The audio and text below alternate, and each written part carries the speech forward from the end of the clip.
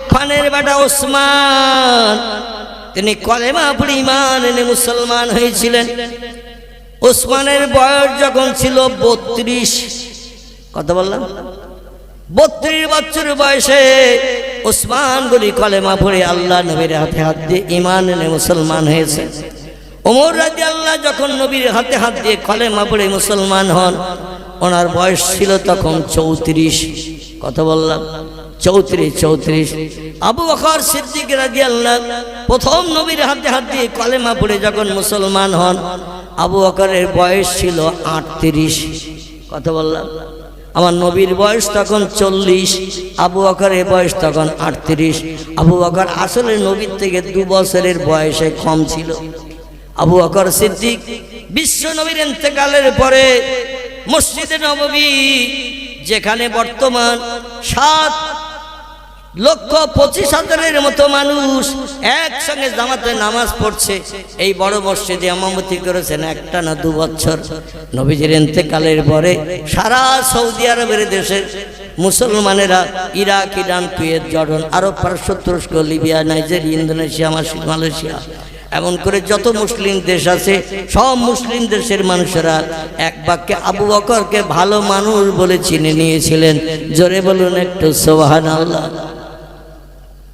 নবী ভবিষ্যৎবাণী করেছিলেন জিন্দাবাস্তায়, ওয়ান সাবিনাতা ওয়ালা সামিতু রাসূলুল্লাহ সাল্লাল্লাহু আলাইহি ওয়াসাল্লাম ইয়াকুলু খিলাফাতা সালাসুনা সানাতান সুম্মা ইয়াকুনু মুলকান আমসিক খিলাফাতা আবি বকরিন সানাতাইনে ওমারা আশারাতা উসমানা ইসনাতা আশারাতা ও আলিয়ান সিত্তাতা রাওয়াহু আবু দাউদা ওয়া তিরমিজি। আল্লাহ নবী বললেন, শোনো, আমার ইন্তেকালের পরে আমার হাতে গড়া বানানো এই মদিনার রাজসিংহাসন মুসলিমদের সুখ দুঃখের ভাগিদার বানার জন্য এই মদিনায় যেখানে রাজসিংহাসন বানিয়েছে, আমার ইন্তেকালের পরে রাজসিংহাসনে ভালো নেতা হিসাবে রাজত্ব চালিয়ে জনগণের মুখে হাসি ফুটাবে একজন ব্যক্তি, তার নাম হবে আবু বকর। আবু বকরের রাজত্ব আমল থাকবে মাত্র 2 বছর। ক বছর? 2 বছর। নবী ভবিষ্যৎবাণী করছেন জিন্দাবস্থায় আবু বকর ইন্তেকাল করবেন বৃদ্ধ মানুষ হওয়ার কারণে। সমস্ত মদিনার মুসলমানেরা আবু বকরকে কবরে দাফন করে নিয়ে রাজসিংহাসনে কে বসবে এই চিন্তা ভাবনা নিয়ে জনমত তৈরি করবে।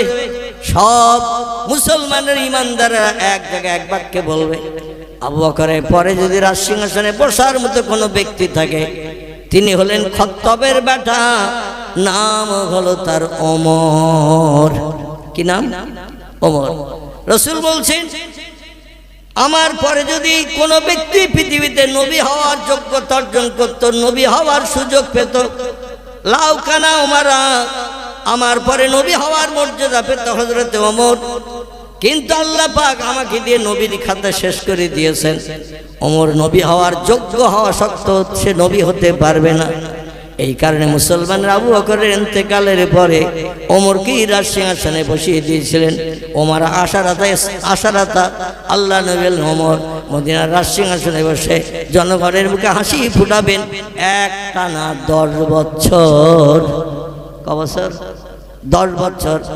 আল্লাহ নবী বলেন, ওমর শহীদ হয়ে যাবে। মুনাফিক মার্কা মুসলমানেরা ওমরের ভালো রাজত্ব পরিচালনা পছন্দ করবে না, ওমরকে শহীদ করবে, ঘরের ভিতরে নয়, রাস্তায় নয়।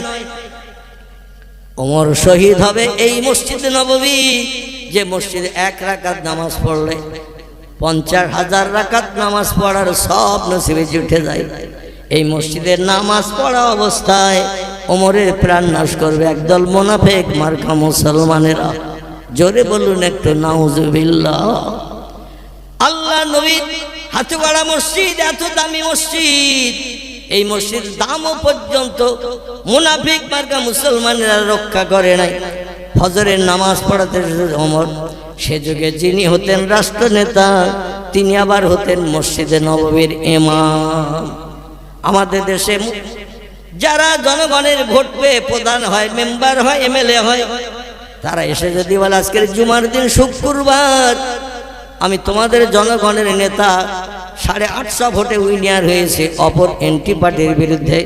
আমার বিরুদ্ধে যিনি ভোটে দাঁড়িয়েছিলেন আমার থেকে 850 ভোট কম পেয়েছে। জনগণ আমারে ভালোবাসে, পছন্দ করে, তাই ভোট দিয়েছে। অতএব আজকের জুমার দিন যখন আমি মেহরাবে যে ইমামতি করব, খোড়া মুসল্লি যে সেউটি এই মসজিদে জুমার নামাজ পড়বে। খোড়া খোড়া ও বলে আগে যদি খবর পেতাম ঝিনকার মসজিদে চলে যেতাম, গাছারাজির মসজিদে নামাজ পড়তাম না। কারণ যিনি আজকের ইমামতি করবেন তার দৈনন্দিন 2 প্যাকেট সিগারেট লাগে, 3 বান্ডেল বিড়ি লাগে, খৈনির প্যাকেট 10টা লাগে। মাঝে মধ্যে দলের ফেভারের লোকদের মদও খাওয়াতে হয়। মাঝে মাঝে যুবতী মেয়েদের নিয়ে জীবন যৌবনের প্রেম আলাপের গল্প গুজব করতে হয়, সামনে বসে বসে 4 ঘন্টা তাদের চেহারা দেখতে হয়। এই রকম ইমাম যদি মসজিদে নামাজ পড়ায় মুসল্লিদের নামাজ কবুল হবে বলে মনে হয়? হবে? হবে না।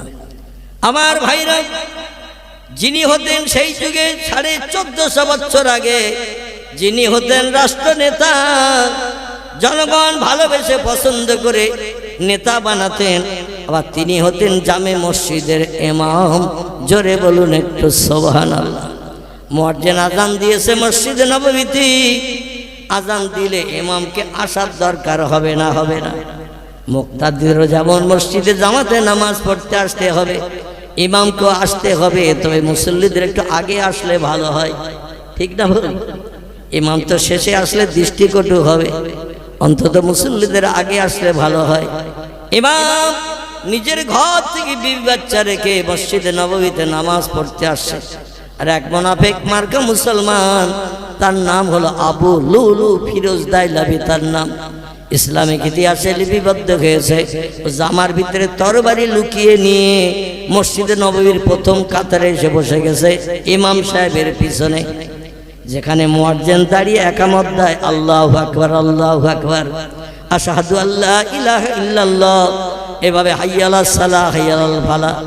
মুয়াজ্জিন বলে না, কাদ কামাতিস সালাহ, কাদ কামাতিস সালাহ, আল্লাহু আকবার, আল্লাহু আকবার, লা ইলাহা ইল্লাল্লাহ। এটাই যখন বলে মুসল্লিরা সব উঠে দাঁড়াই যায় কিনা? মুয়াজ্জিন যখন একামত দেয় মুসল্লিরা উঠে দাঁড়ায় না, বসে থাকে? উঠে দাঁড়িয়ে যায়। ইমাম তখন হাইয়া আলাস সালাহ, হাইয়া আলাল ফালাহ যখন বলে, ইমাম সাহেব উঠে দাঁড়িয়ে যায় মেহরাবে। আর ওই লোকটি ওমরের প্রাণনাশ করবে। সামনাসামনি রাস্তায় প্রাণনাশ করা যাবে না, মোকাবেলা করে প্রাণনাশ করা যাবে না। ওমর হলো বড় বীর যোদ্ধা, দুর্জয়কে পরাজয় করে, ভয়ে বলতে তার হৃদয়ে কিছু নাই। সামনাসামনি লড়াই করে ওমরের প্রাণনাশ করা যাবে না, তাই যুক্তি বুদ্ধি খাটিয়ে ওমর যখন মসজিদে নববীতে ইমামতি করবে, ওই সময় ওমরের কল্লাটা দ্বিখণ্ডিত করে দেব। লোকটার নাম আবু লুলু ফিরোজ দাইলাবি। একটা মুসলমান ছিল, বেঈমান, ইহুদি খ্রিস্টান ছিল না, হিন্দু জৈন শিখ বৌদ্ধ ছিল না, এ মুসলমানের ঘরের লোক ছিল। তো এ ছিল মুনাফিক, সামনে একরকম বলতো, পিছনে আর এক রকম কাজ করত। এই লোকটা জামার ভিতরে তরবারি নিয়ে ইমামের প্রাণনাশ করবে নামাজি হালাতে, তাই ইমামের পিছনের কাতারে এসে বসে গেছে। কারণ অনেক কাতার টপকি এসে তো নামাজের সময় মানুষের প্রাণনাশ করা সম্ভব হবে না, তাই আগে ভাগে এসে গেছে যাতে প্রথম কাতারে ইমামের পিছনেই জায়গা পাই। মুয়াজ্জিন যেখানে দাঁড়িয়েছে তার পাশেই দাঁড়িয়েছে, জামার ভিতরে তরবারি লুকানো, কেউ জানে না।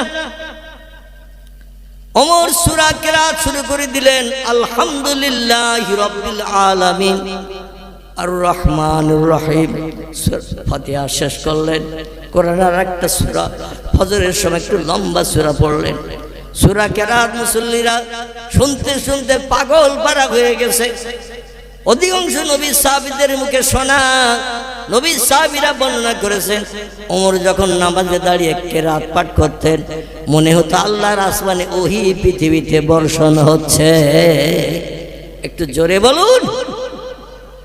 এত সুন্দর তার পড়ার ধাস, মানুষ বেহুশ হয়ে যেতেন, পাগল পারা হয়ে যেতেন।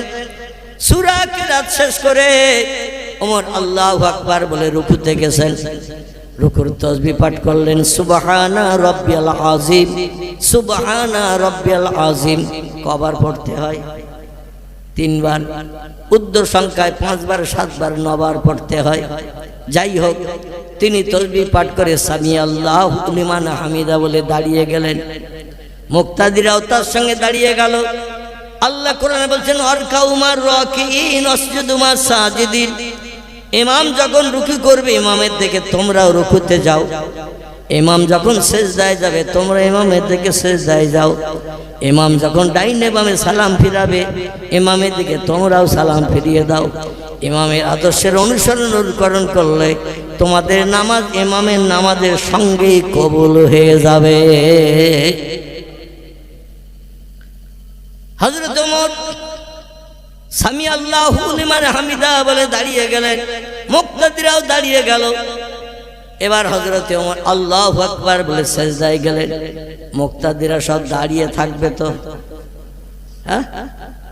কারণ ইমামের অনুসরণ করতে হবে। নামাজে ইমাম যেটা করবে আমাকে আপনাকে সেটা করতে হবে, এটা হলো নিয়ম। এই জন্য সব মুসল্লি ওমরের সিজদায় যাওয়া দেখে সবাই সিজদায় চলে গেছে। আচ্ছা, সিজদায় গাছারাটি ভাবলার মুসলমানেরা মসজিদে যারা নামাজ পড়েন সিজদায় যে কি পড়তে হয়? আলহামদুলিল্লাহ, আলহামদুলিল্লাহ। সবাই আমরা পড়ে পড়ে অভ্যস্ত এবং ব্রেন মগজে আমরা অ্যাডজাস্ট করে রেখেছি। কথাটা ঠিক না ভুল? সুবহানা রাব্বিয়াল আলা, সুবহানা রাব্বিয়াল আলা।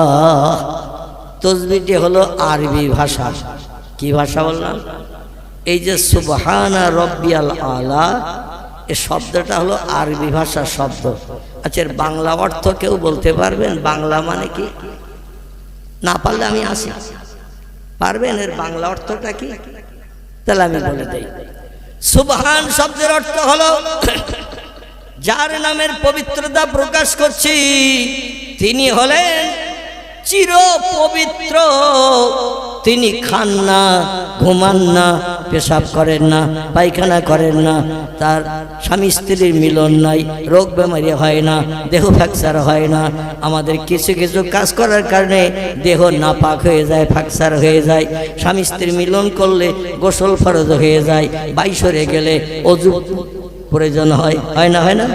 অজু করতে হয়। এমন করে যদি হঠাৎ করে বমি হয়ে যায় অজু করতে হয়, ঘুমিয়ে পড়ে উঠলে অজু নষ্ট হয়ে যায়, অজু করতে হয়। এমন করে কিছু কিছু কারণ আছে, এ কারণে অজু নষ্ট হয়ে যায়। আল্লাহ এমন একজন পবিত্র ব্যক্তি, জীবনে কোনদিন তার দেহ নাপাকি হয়নি এবং ভবিষ্যতও হবে না। সেই পবিত্র আল্লাহর নাম সিজদায় যে কপালে ধুলা লাগিয়ে, নাকে খড় দিয়ে, নাক ঘাসানি দিয়ে, দুই চোখের পাশে দুটো হাত এইভাবে রেখে বাইরের দিকে নজর যাতে না যায় আল্লাহর নামের প্রশংসা করছে, আল্লাহর নামের তাসবিহ পড়ছে, আমার চোখ দুটো যেন কোনো দিকে না যায়, তে হাত দিয়ে চোখ দুটো ঢেকে রাখা হয়। এবার পড়া হলো রব্বিয়াল আলা, ও মহান প্রভু পবিত্র আল্লাহ, তুমি হলে সব শক্তির ঊর্ধ্বে, তোমার উপরে ক্ষমতা বাড়ার কেউ নাই, শক্তিবান কেউ নাই, তুমি চির অক্ষয়, চির জীবন্ত। জোরে বলুন একটু সুবহানাল্লাহ। কোনোদিন তোমার মরণও হবে না, তাই তোমার নামের প্রশংসা করছি। কপালে ধুলা লাগিয়ে, নাকে খড় দিয়ে, নাক ঘাসানি দিয়ে এই তাসবিহ যখন বান্দা পড়ে, তিরমিজি শরীফের হাদিস, আল্লাহর নবী সাল্লাল্লাহু আলাইহি সাল্লাম বলছেন, বান্দা যখন সিজদায় যেয়ে এই সুবহানা রাব্বিয়াল আলা মাত্র 2 বার পাঠ করে। কবার বললাম? বান্দা যখন সিজদায় যে এই তাসবিহ মাত্র 2 বার পাঠ করে, তিরমিজি শরীফের হাদিস, আল্লাহ খুশিতে এত বাগবাগ হয়ে যায়, আল্লাহ ডেকে বলে, যা রে বান্দা যা, আমি তোর সারা জীবনের গুনাহ মাফ করে বেগুনাহ বানিয়ে দিলাম। কবার পাঠ করলে? 2 বার। আচ্ছা, আমরা যখন সেজদায় যাই কবার পড়ি? এই তসবিটা কবার পড়ি? কমপক্ষে 3 বার পড়ি, উর্ধ্ব সংখ্যায় 5 বার, 7 বার, 9 বার। ইমামতি যারা করে তারা একটু বেশি সময় ধরে পড়ে না পড়ে না? কি একটু কথা বলেন, বেশি সময় ধরে ইমামেরা পড়ে না পড়ে না? কারণ ইমাম উঠে গেলে তো মুক্তাদি আর কেউ সেজদায় থাকবে না। এজন্য ইমাম সবাইকে নিয়ে একটু বেশি সময় ধরে পড়ে। এখন কিছু মুসল্লি আছে, ও সুবহানাল্লাহ, সুবহানাল্লাহ, সুবহানাল্লাহ 3 বার পড়ি, মাথা উঁচু করে দেখতেছে ইমাম উঠেছে কিনা। এদিকে অবশ্য মসজিদে কেউ মাথা উঁচু করে না, আমাদের ওদিকে আর কথা বলছি।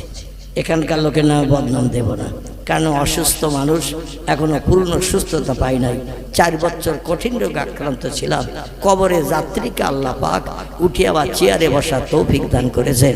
এই জন্য কোটি কোটি কোটি কোটি সুজো শুকরিয়া আমার প্রভুর নামে আমি করি যে আল্লাহ পাক কবরে যাত্রীকে আর চেয়ারে বসিয়ে কোরআন হাদিসের কিছু কথা বলার তৌফিক দান করেছেন। এই জন্য মরণের দিন পর্যন্ত সে আল্লাহকে আমি ভুলবো না, আপনারাও ভুলবেন না। রাজি আছেন তো নাকি? কি রাজি আছেন তো নাকি? সেই আল্লাহ পাক রব্বুল আলামিন, তার নামের আমরা প্রশংসা করি। নবী বললেন 2 বার যদি কোনো ব্যক্তি এই তসবিহটা পাঠ করে, আল্লাহ এই তসবিহতে এত খুশি সন্তুষ্ট হয়ে যায়, ডেকে বলে, যা রে বান্দা যা, আমি তোর সারা জীবনের গুনাহ মাফ করে বেগুনাহ মাসুম বানিয়ে দিলাম, তোর ঠিকানা হবে আমার দয়ার জান্নাত। কিছু মুসল্লি আছে লোক দেখানো নামাজ পড়তে যায়, ইমাম সাহেব তসবিহ পড়ছে সুবহানা রাব্বিয়াল আলা, ও তসবিহ হচ্ছে সুবহানাল্লাহ, সুবহানাল্লাহ 3 বার পরে মাথা উঁচু করেছে, ইমাম উঠেছে কিনা দেখে, ইমাম এখনো উঠেনি, আবার সেজদায় যায়, আবার সেজদায় যে 4-5 বার পড়েছে, ইমাম এখনো আল্লাহু আকবার বলে না, বলে আবার যে মাথা উঁচু করে দেখতেছে মেহরাবের দিকে, বলে ইমাম এখনো উঠেনি, এখনো সেজদায়। ও তখন মনে মনে ধারণা করে ইমাম সেজদায় যেয়ে মরিয়ে গেল নাকি। আমার 9 বার হয়ে গেল তসবিহ পড়া, ইমামের এখনো কি 3 বার 4 বার হলো না, সেজদায় যেয়ে মরিয়ে গেল নাকি।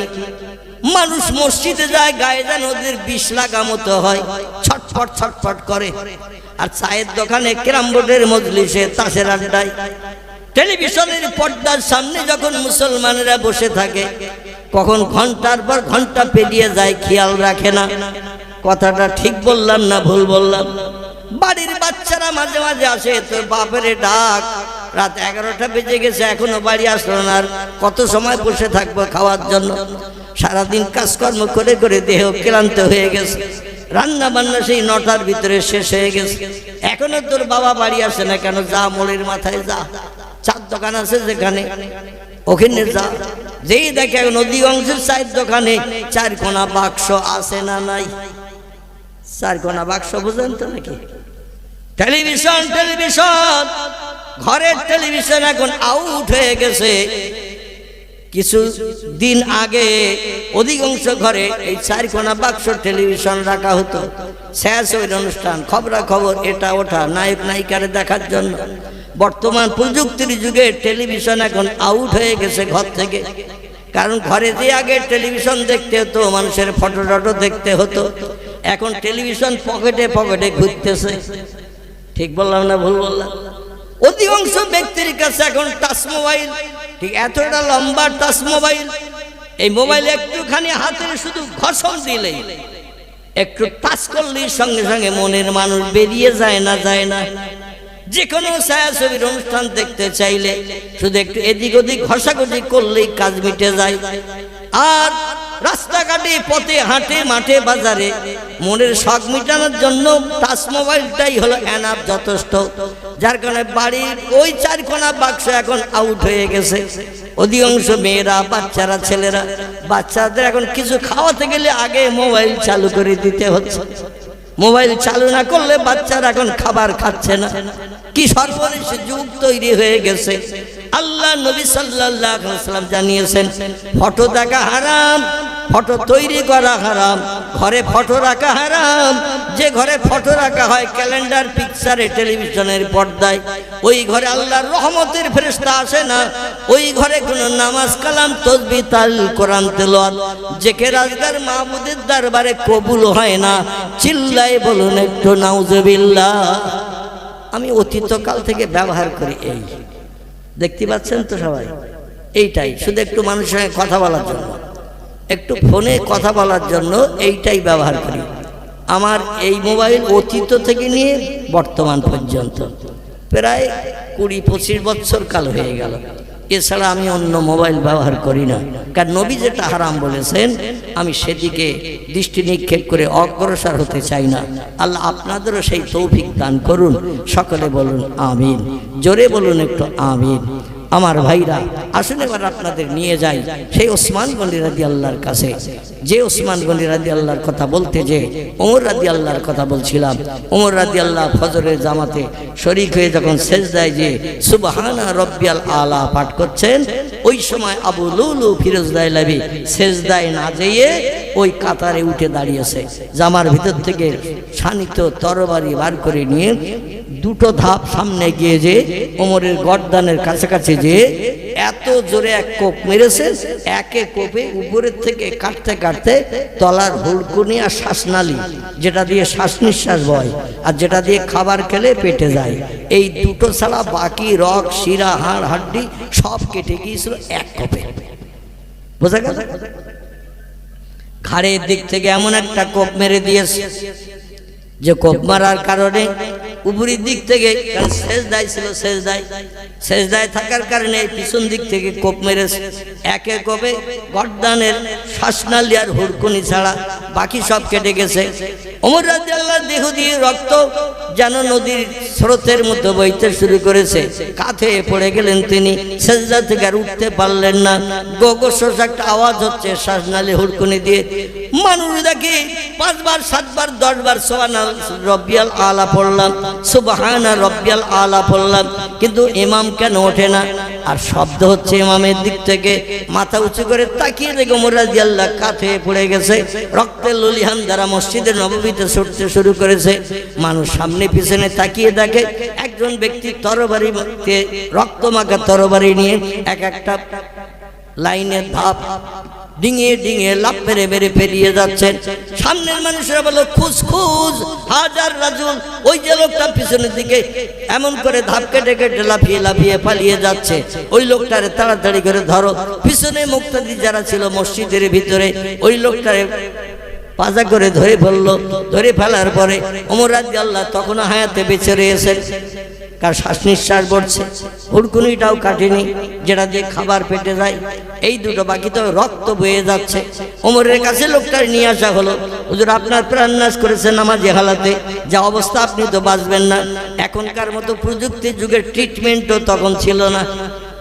তখন নামি দামি হসপিটাল, পিজি আরজিগড় মেডিকেল আমাদের দেশে আছে না কলকাতায়, এরকম বড় হসপিটালও ছিল না।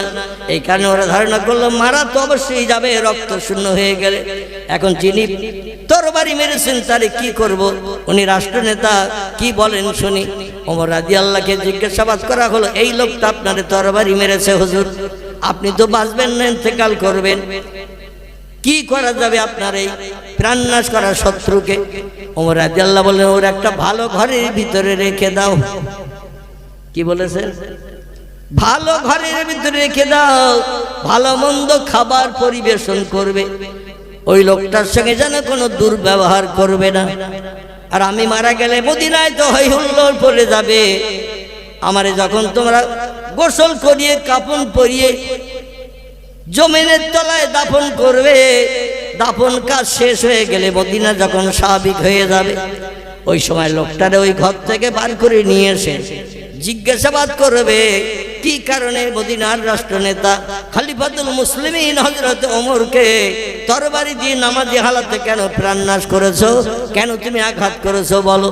লোকটার তথ্য যদি শরীয়ত মোতাবেক হয় বেকসুর ওরে খালাস করে ছেড়ে দেবে, ওর গায়ে যেন একটা নখির আসর দেবে না।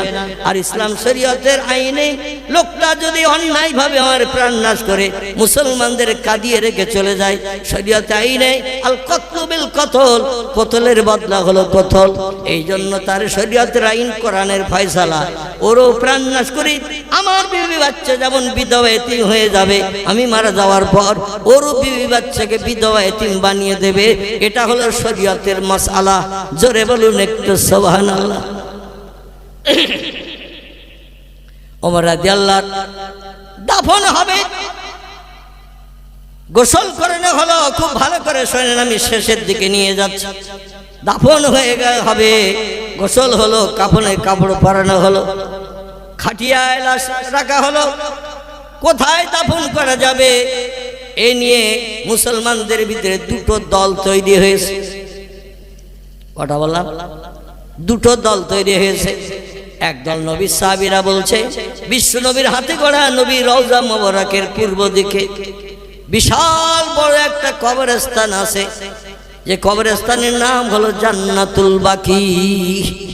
কি নাম? জান্নাতুল বাকি। 4 মাইল এরিয়া করে একটা কবরস্থান।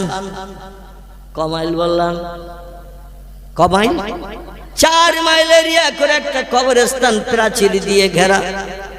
আমাদের দেশে এত বড় কবরস্থান অনেক আছে তো নাকি? 4 মাইল এরিয়া। এ মাথায় দাঁড়ালে ও মাথার বয়স্ক পুরুষ লোকদের বাচ্চাদের মতো দেখায়। যেমন আপনি কলকাতা ধর্মতলা মনুমেন্টে যাবেন, শহীদ মিনার মনুমেন্ট আছে না ধর্মতলায়, এসপ্ল্যানেড রিস, যেখানে এক্সপ্রেস বাসগুলো ছাড়ে, দূরপাল্লার বাসগুলো ছাড়ে ধর্মতলা, ওইখানে একটা মনুমেন্ট আছে। ওই মনুমেন্টের সিঁড়ির ধাপ হলো 214টা। কটা বললাম? আমি 4 বার উঠেছি। কলকাতা আলিয়াতে যখন পড়াশোনা করতাম, রবিবারের দিন ওই নিচের গেটের মুখে একটা বুড়ো বসে থাকতো, আর যদি উঠার কোনো শখ কেউ করতো 10 টাকা করে দিত তো তখন। এখনকার 10 টাকা না। 1983-84 সালের কথা বলছি। 1983-84 সালে ওই বুড়ো লোকটা 10 টাকা নিত গোপনে, সরকারি নেওয়ার নিয়ম নাই। ওই পাহারায় থাকতো, ওর তো কিছু পকেট খরচ লাগে, তো এদিক ওদিকে তাকিয়ে যখন কেউ ওর দিকে ফলো করতো না, ওই পিছনের দিকে হাত দিয়ে 10টা টাকা নিয়ে ঢুকিয়ে দিত ভিতরে। তো সিঁড়ির ধাপ এরকম ঘুরিয়ে ঘুরিয়ে ওর ভিতরে সিঁড়ি। আমাদের ঘরে উঠতে গেলে এমন এইভাবে আসে না, এইভাবে এইভাবে, কিন্তু ওর ভিতরে সিঁড়িটা মাঝখানে একটা মোটা পিলিয়ার আছে। পিলিয়ারের গা দিয়ে ঘুরিয়ে ঘুরিয়ে ঘুরিয়ে ঘুরিয়ে সিঁড়ি তোলা আছে 214টা ধাপ। কটা বললাম? 214টা ধাপ। এই 214টা ধাপ কেটে তখন বাইরে বেরোবেন, একটা বড় চাতোয়াল করা আছে, লোহার গ্রিলের গেট দেওয়া, যাতে কেউ লাফ মেরে ঝাঁপিয়ে পড়তে না পারে। তো এই গ্রিলের গেটের পাশে এসে নিচের দিকে তাকালে এক্সপ্রেস বাসগুলো বাচ্চাদের খেলনা বাসের মতো দেখায়, আমাদের স্বাভাবিক বয়স্ক ব্যক্তিদের বাচ্চাদের মতো দেখায়। মানে অনেক দূরে উপরে ওঠার কারণে সব ছোট ছোট দেখায়। আমার ভাইরা, ওই জান্নাতুল বাকির কবরস্থানটা এতটা লম্বা, এতটা বড় এরিয়া, এ মাথায় দাঁড়ালে ও মাথার লোকগুলোকে বাচ্চাদের মতো দেখায়। এই কবরস্থানে নবীর আপন চাচা জান্নাতি মানুষ হযরত আব্বাস রাদিয়াল্লাহর কবর। এই কবরস্থানের ভিতরে তাম পৃথিবীর সকল নারীদের সরদারিনী জান্নাত উম্মুল মুমিনিন হযরত মা ফাতেমাতুজ জোহরা রাদিয়াল্লাহু আনহার কবর। এই জান্নাতুল বাকির কবরস্থানের ভিতরে বিশ্ব নবীর প্রিয় নাতি, যারা দুনিয়ার উম্মতি মুহাম্মাদের সব যুবকদের নেতা হবেন জান্নাতে ঢোকানোর জন্য। যুবক ব্যক্তি যারা জান্নাতে যাবে, ইমাম হাসান হোসেনের অনুমতি ছাড়া জান্নাতে ঢুকতে পারবে না। এই কবরস্থানের ভিতরে ইমাম হাসান রাদিয়াল্লাহর কবর আছে। এই কবরস্থানের ভিতরে বিশ্ব নবীর মুহাব্বতের প্রিয় সাহাবী আবি সাঈদ খুদরির কবর আছে। এই কবরস্থানের ভিতরে প্রিয় নবী মুহাম্মদ রাসূলুল্লাহ সাল্লাল্লাহু আলাইহি সাল্লামের দুধ মা, যার ঘরে 4-4.5 বছর লালিত পালিত হয়েছিলেন, স্তনে দুধ পান করে করে নবী বড় হয়েছিলেন। এনার নাম হযরত হালিমাতুস সাদিয়া তারও কবর জান্নাতুল বাকির ভিতরে আছে। এই জান্নাতুল বাকির ভিতরে আরো একজন নামি দামি ব্যক্তির কবর আছে। তিনি হলেন আফফানের বেটা, নাম তার জিন্নুরাইন ওসমান গনি রাদিয়াল্লাহু আনহু, যিনি নবীজির দুটি মেয়ে বিয়ে করার সুযোগ পেয়েছিলেন। আমি আপনাদের কাছে পূর্বে বলতে চাইছিলাম, একটি স্ত্রী যখন ইন্তেকাল হলো, মারা গেল, নবীর কাছে নামাজ পড়তে যে ফপিয়ে ওসমান মাথা নিচু করে কাঁদে। রসুল ওসমানের কান্না দেখে নিজের চোখ দিয়ে টপ টপ করে পানি ফেলেন। আল্লাহ নবী বলে, মা হালুকা মা কর গইয়া ওসমান ইবনে আফফান, ও আফফানের বেটা ওসমান, তুমি এইভাবে ফপিয়ে আমার সামনে এসে কেন কাঁদো? আমি তোমার কান্না সহ্য করতে পারি না, কারণ আল্লাহর ফেরেশতা জিবরিল আমিন বারবার শুনেছি, আল্লাহর জান্নাতে যখন নবীরা বিনা হিসাবে যাবে, প্রত্যেকটি নবীর কাজকর্মের সাহায্যের জন্য জান্নাতের ভিতরে একটা বন্ধু থাকবে, একটা বন্ধু। প্রত্যেকটি নবীর একজন করে সহযোগী বন্ধু জান্নাতের ভিতরে থাকবে। আমি আল্লাহর পয়গম্বর জিবরিল আমিনের মাধ্যম দিয়ে শুনেছি, জান্নাতের ভিতরে আমার বন্ধু হবে আফফানের বেটা ওসমান। জোরে বলুন একটু সুবহান। আমার বন্ধু আবু বকর হবে না, ওমর হবে না, আলী হবে না, আব্দুর রহমান বিন আওফ হবে না, জুবায়ের বিন আওয়াম হবে না, আবি আক্কাস হবে না, তলহা হবে না, আবি সাইদ খুদরি হবে না। আমার বন্ধু হবে জান্নাতের ভিতরে সঙ্গে হয়ে হাত ধরে ধরে ঘুরবে। যেখানে যাব সেখানে যাবে, যেটা খাবো সেটা খাবে, যেখানে বসবো সেখানে বসবে, আমার সঙ্গে আমার পাশেও বিশ্রাম করবে। সে হলো হযরতে ওসমান, রফিকি ওসমান। আমার বন্ধু হবে জান্নাতের ওসমান। ওসমান কি কাজ করেছে, তাই নবীজির বন্ধু হবে জান্নাতের ভিতরে আল্লাহ সাব্যস্ত করেছেন। একটু চিল্লাই বলুন সুবহানাল্লাহ। ওসমান গনি রাদিয়াল্লাহু আনহু, আমার ভাইরা, যার কথা আপনাদের কাছে বলতে চাইছি খুব ভালো করে শোনেন। ওমর রাদিয়াল্লাহু ইন্তেকাল হয়ে গেল। ইন্তেকালের পরে কোথায় দাফন করা হবে এই নিয়ে মুসলমানদের ভিতরে দুটো দল তৈরি হয়ে গেল। এক দল বলে, এই মদিনার মুসলমানরা, আল্লাহ নবী মরণের আগে আয়েশাকে বলেছিলেন, আয়েশা, আমি জীবনে তোমার কাছে তেমন কিছু চাই নাই। ও আয়েশা, তোমারই শুধু পরিষেবা দিয়েছে, শখ শান্তি মিটিয়েছে, দুঃখ দুর্দশা নিবারণ করেছে। আমি একটি জিনিস, মরণাপন্ন মরণের সময়কাল আমার উপস্থিত হয়ে গেছে, শারীরিক অবস্থা খুব ভালো না। আল্লাহ কবে কোন দিন আজরাইল পাঠিয়ে ডাক দেবেন জানি না। এই আয়েশা, আমি একটি প্রস্তাব দাবি তোমার কাছে রাখবো, মরণের আগে আমার দাবিটাকে তুমি পালন করবে। আয়েশা বললেন, নাম ইয়া জাউজি মুহাম্মদ ইবনে আব্দুল্লাহ, মক্কার অধিবাসী আব্দুল্লাহর বেটা, আমার প্রিয় স্বামী মুহাম্মদ রাসূলুল্লাহ, আপনাকে যদি জীবন উৎসর্গ করে দাবি পূরণ করতে হয় আমি তাও পূরণ করব। বলুন আপনি কি বলতে চাইছেন? নবী বললেন, শোনো আয়েশা গো, আমার মরণের পরে তোমার ঘরের ভিতরে কি আমার একটু কবরস্থ হয়ে কিয়ামত পর্যন্ত থাকার জায়গা দেবে?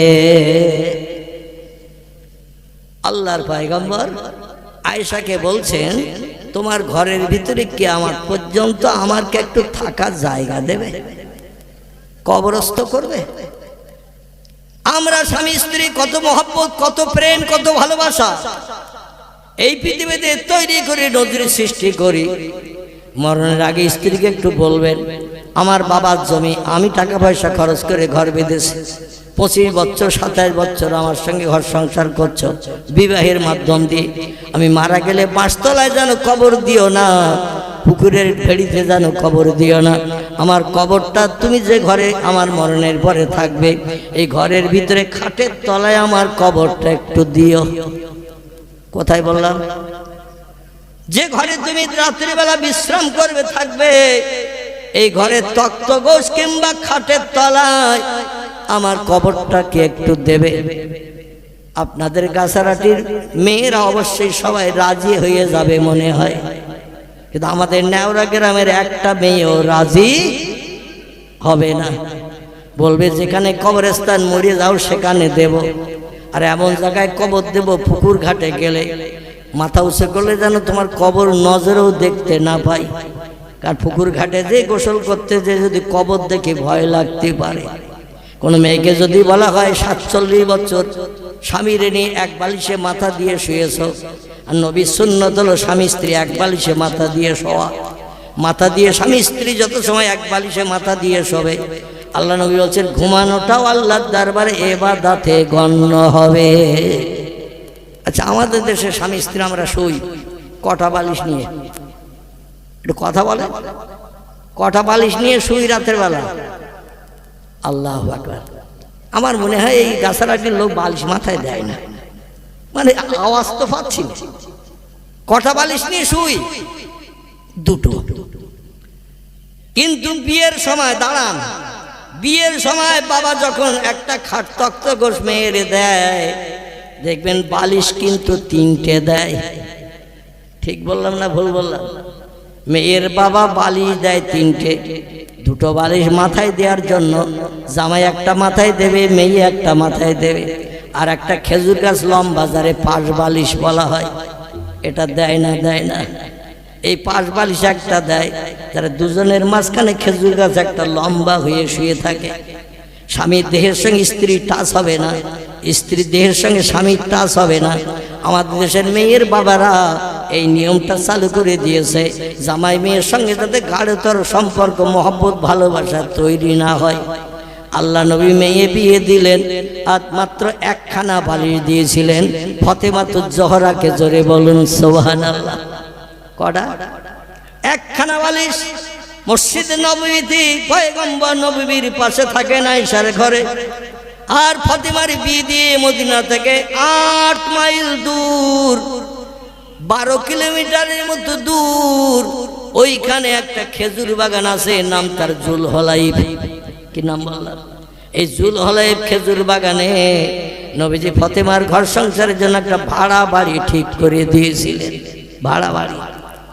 আমার ভাইরা, বালিশ দিলেন একটি, পানির মাটির কলসি দিলেন একটি, আর গম দিলেন 3 কেজি। আল্লাহ নবী দিয়ে বলেন, ফাতেমা আমি ভাড়া বাড়ি ঠিক করেছি জুলহলাইফে, ওইখানে যে তোমার স্বামী আলীরে নিয়ে ঘর সংসার করো। আজকের থেকে আয়েশার ঘরে আর থাকার সুযোগ হবে না, কারণ তুমি বিবাহিতা, স্বামী নিয়ে থাকতে হবে। আয়েশা বিবাহিতা, আমারে নিয়ে থাকবে, তোমার এখন আলাদা থাকতে হবে। জোরে বলুন একটু সুবহানাল্লাহ। মায়েশাতুল হুমায়রা বিয়েতে কবুল বলেছেন, বাবার কথা মান্যতা দিয়ে দিলেন। মান্যতা দিয়ে দিয়ে বলছেন, ইয়া আবি, প্রাণের আব্বা, শ্বশুর বাড়িতে মেয়েরা যখন প্রথম যায় হাসে না কাঁদে? মেয়েরা যখন বিয়ের পরে শ্বশুর বাড়িতে যায় প্রথম দিন হাসে না কাঁদে? কাঁদে। কিন্তু আমি এখন বলবো, বর্তমান প্রযুক্তির যুগে মোবাইল তৈরি হওয়ার কারণে মেয়ের এখন আর কাঁদে না, বরং মাথার বোঝা নেমে গেছে, আপনজন সাথী হয়ে গেছে। রাস্তাঘাটে পথে কেউ দেখলে আর সমালোচনা করবে না, তারে নিয়ে সংসার জীবনে সুখ ভোগ করবো, আনন্দ করে হাসতে হাসতে এখন শ্বশুর বাড়ি যায়। ঠিক বললাম না ভুল বললাম? অধিকাংশ বিয়ে লাভ ম্যারেজ, অবৈধ বিয়ে, প্রেম প্রীতি ভালোবাসা তৈরি করে এখন আর কাঁদতে কাঁদতে যায় না। এখন এতদিন জ্বালা যন্ত্রণা ছিল, খাওয়া ঘুম উঠে গিয়েছিল, এখন জীবনের মনের মানুষকে পেয়ে গেছি, ভবিষ্যৎ জীবনটা সুখের বানাবো, তাই আনন্দ করতে করতে যাই। ফাতেমার চোখ দিয়ে টপ টপ টপ টপ করে পানি পড়ছে। রাসূল বলছেন, মাফ তু কিয়া বেনতি, এ কন্যা ফাতেমা, আমি এমন একটা ছেলের সঙ্গে তোমারে বিয়ে দিয়েছি, আমার টোটাল সাহাবীদের ভিতরে সে হলো বড় আলেম। জোরে বলুন একটু সুবহানাল্লাহ। নবী বলছেন, এমন একটা ছেলে দিকে তোমারে বিয়ে দিয়েছি, যে ছেলেটা আমার টোটাল সাহাবীদের ভিতরে সব থেকে বড় আলেম, তার মতো জ্ঞান আমার সাহাবীদের ভিতরে আর কারো নাই। আনা মদিনাতুল ইলমে ওয়া আলিউন বাবুহা। জোরে বলুন একটু সুবহানাল্লাহ। নবী বললেন, আমি হলাম জ্ঞানের শহর, আর এই শহরের দরজা হলো হযরতে আলী। ঘরে ঢুকতে গেলে যেমন দরজা দিয়ে পাস করতে হয়, দরজা দিয়ে পাস না করলে ঘরের ভিতরে ঢোকা হয় না। জ্ঞানের ঘরে যদি ঢুকতে চাও, আলীর দরজা দিয়ে ঢুকতে হবে। আলীর মতো বড় জ্ঞানী আমার সাহাবীদের ভিতরে আর কেউ নাই। জোরে বলুন একটু সুবহানাল্লাহ। এ ফাতেমা, আমি এমন একটা ছেলে পছন্দ করে তোমার সঙ্গে বিয়ে দিয়েছি, যে ছেলেটি হলো আমার সাহাবীদের ভিতরে সব থেকে বড় বীর যোদ্ধা। জোরে বলুন একটু সুবহান। এ ফাতেমা, এমন একটা ছেলে থেকে তোমারে বিয়ে দিয়েছে সংসার জীবন সুখভোগের জন্য, যে ছেলেটা কলেমা পড়ার পর থেকে নিয়ে আজ পর্যন্ত এক ওয়াক্ত নামাজ কাজা করে নাই। আর একটু জোরে হবে না? ইচ্ছা কিন্তু কত নামাজ আমরা কাজা করি, আল্লাহু আলামুল মুরাদি, আল্লাহ বেশি খবর রাখেন। যাই হোক, যেটা বলতে চাইছিলাম, রসুল একটা বালিশ হাতে তুলে দিলেন, একটা খালি মাটির কলসি তুলে দিলেন, 3 কেজি গম মতান্তরে জব দিয়ে দিলেন হাতে, আর একটা পাথরের চাকতি জাতা দিলেন। জাতা আমাদের দেশে মুসুরির ডাল আগে মেয়েরা বাড়িতে ভাঙতো না, জাতা ঘুরিয়ে ঘুরিয়ে। আচ্ছা, এখন কোনো বাড়িতে আর আছে ওই জাতা? আছে? আর ডাল তৈরি হলে মাঠে এখন মেশিনে কলেজে ভাঙিয়ে আনা হয়। আর আমি বাস্তব চোখে দেখেছি, কম বেশি আল্লাহ অধমের বয়স বর্তমানে 65 বছর দিয়েছে। কথা বললাম, আমি 65 বছর হায়াতের লোক, বেঁচে থাকা লোক। আমি আমার চোখে দেখেছি। আমার মা জাতা ঘুরাতো, দাদি জাতা ঘুরাতো, ঘুরিয়ে ঘুরিয়ে 2-3 করে মুসুরির ডালগুলো ঘষে পিষে নিচে বলে আবার সরে করে আবার দিত। মানে একেবারে পুরো খোসা উঠতো না। ঠিক বললাম না ভুল বললাম? 2-3 সরো করে তুলে দিলে তারপরে খোসাগুলো ছাড়িয়ে যেত, কুলোয় আবার ঝেড়ে নিয়ে রান্না করত। একটা জাতা দিলেন নবী, 2টো পাথরের চাকতি একসঙ্গে করে দিয়ে মাঝখানে একটা খোটা দিয়ে গর্তের ভিতরে দিয়ে এইভাবে ঘোরাতে হয়। এই জাতা একটা দিলেন। ফাতেমা বলছেন, আব্বাজি গম ভাঙিয়ে আটা বানাতে হবে, তাই জাতা দিয়েছেন, আটা থেকে রুটি বানিয়ে স্বামীরে খাওয়াতে হবে। তখন ইলেকট্রিক মেশিন ছিল না, গম কল ধান কল কিছুই ছিল না। 1450 বছর আগের কথা। জাতায় গম জবগুলো পেশাই করে আটা বানাতে হতো। এখন যদি মেয়েদের বলা হয় নিজের জমিতেই মুসুরির ডাল হয়েছে, একটু বাড়িতে সলিমউদ্দিন চাচার বাড়ি থেকে জাতাই না একটু ভাঙিয়ে নিয়ে রান্না করো, মেয়েরা বলবে মেম্বার ডাকো তুমি, কাগজ আনতেছি আমি, ডাল খাওয়ার স্বাদ মিটিয়ে দেব। এ বলবে না? বলবে না? বলে মেম্বারে ডাকো তুমি, কাগজ আনতেছি আমি, আমার ডিম বেচা পয়সা আছে, আজকেরই সেটেল আপ হয়ে যাবে। ডাল ভেঙে রান্না করে খাওয়াতে হবে। বিয়ের সময় কি বলেছিলে তুমি? যদি বলতে চিন্তা করতাম হু বলবো কিনা। আর এখন তোমার বাড়ি আসার পরে নির্যাতন, অত্যাচার, উৎপীড়ন শুরু করেছ। আর তোমার ঘর সংসার করব না, যা হয়েছে ভালোই হয়েছে, এখন গো টু হোম, চলে যাব বাপের বাড়ি। জোরে বলুন একটু নাউজুবিল্লাহ। ফাতেমা বলেন, কলসি নিলাম, 2টো পাথরের চাকতি জাতা নিলাম, 3 কেজি গম নিলাম, 3 কেজি নয় 3 সের। কতটা? তখন কেজির প্রচলন ছিল না, সের। 3 সের গম নিলাম। ও আব্বা, কিন্তু একটা জিনিস তো আমি বুঝতে পারছি না। নবী বলছেন, মা হালুকে মাকবারুকে ইয়া বিনতি, কিসে অসুবিধা হলো, কি বুঝতে পারছে না বলো। হযরত ফাতেমা বলেন, আব্বা বালিশ কেন দিয়েছেন একটা? আলী বেটা ছেলে পুরুষ, আমি মেয়ে ছেলে নারী, আমি মাথায় দেবো একটা বালিশ, আমার স্বামী মাথায় দেবে আর একটা বালিশ। কারণ আমরা 2জন নারী নই, 2জন পুরুষ নই, 2জন আলাদা আলাদা আমরা জাতি। এই জন্য 2জনের 2টো বালিশ। তার এই বালিশ তো আপনার পয়সা দিয়ে কিনতে হয় নাই, মদিনার শুকনো ঘাট ছিঁড়ে নিয়ে এসে আমার মায়ের কাপড় ছেঁড়া দিয়ে और বানিয়ে আপনি বালিশ করে দিয়েছেন। মদিনার বাজার থেকে তো বালিশ কিনে আনতে হয়নি, পয়সা খরচ হয়নি। শুকনো ঘাস ছিঁড়িয়ে এনে কাপড়টা সেলাই করে, সুচ দিয়ে সেলাই করে তার ভিতরে শুকনো ঘাস ভরিয়ে দিয়ে আপনি বালিশ বানিয়েছেন। আর একটা বালিশ বানিয়ে দিলে তো ভালো হতো। ইয়া রাসূলুল্লাহ, ইয়া আবি, আপনি বালিশ কেন একটা দিলেন? নবী বললেন, ফাতেমা তুমি জানো না, 2 বালিশে মাথা দিয়ে ঘুমালে সারা জীবনের ঘুমটা আল্লাহর কাছে ইবাদতে গণ্য হবে না। এ ফাতেমা, 1 বালিশে স্বামী স্ত্রী গায়ে গা লাগিয়ে দেহের সঙ্গে দেহের টাচ দিয়ে এক জায়গায় দুটি মুখ রেখে রাতের বেলা যদি ঘুমাও বিশ্রাম করো, আল্লাহ তোমাদের স্বামী স্ত্রীর ঘুমটাকে ইবাদতে গণ্য করবেন। হাসরের মাঠে এই ইবাদতটা মিজানের দাড়ি পাল্লায় চাপিয়ে দিয়ে আল্লাহ পাক জান্নাত হালাল বানিয়ে দেবেন। একটু জোরে বলুন সুবহানাল্লাহ, নারায়ে তাকবীর। আর আমাদের দেশে একটা থেকে বালিশ কটা? তিনটা। স্বামী স্ত্রী দুজন দুটোই থাকবে, মাঝখানে আবার একটা কোল বালিশ, পাশ বালিশ, লম্বা বালিশ মাঝখানে থাকবে, কারো গায়ে কারো টাচ যাতে না হয়।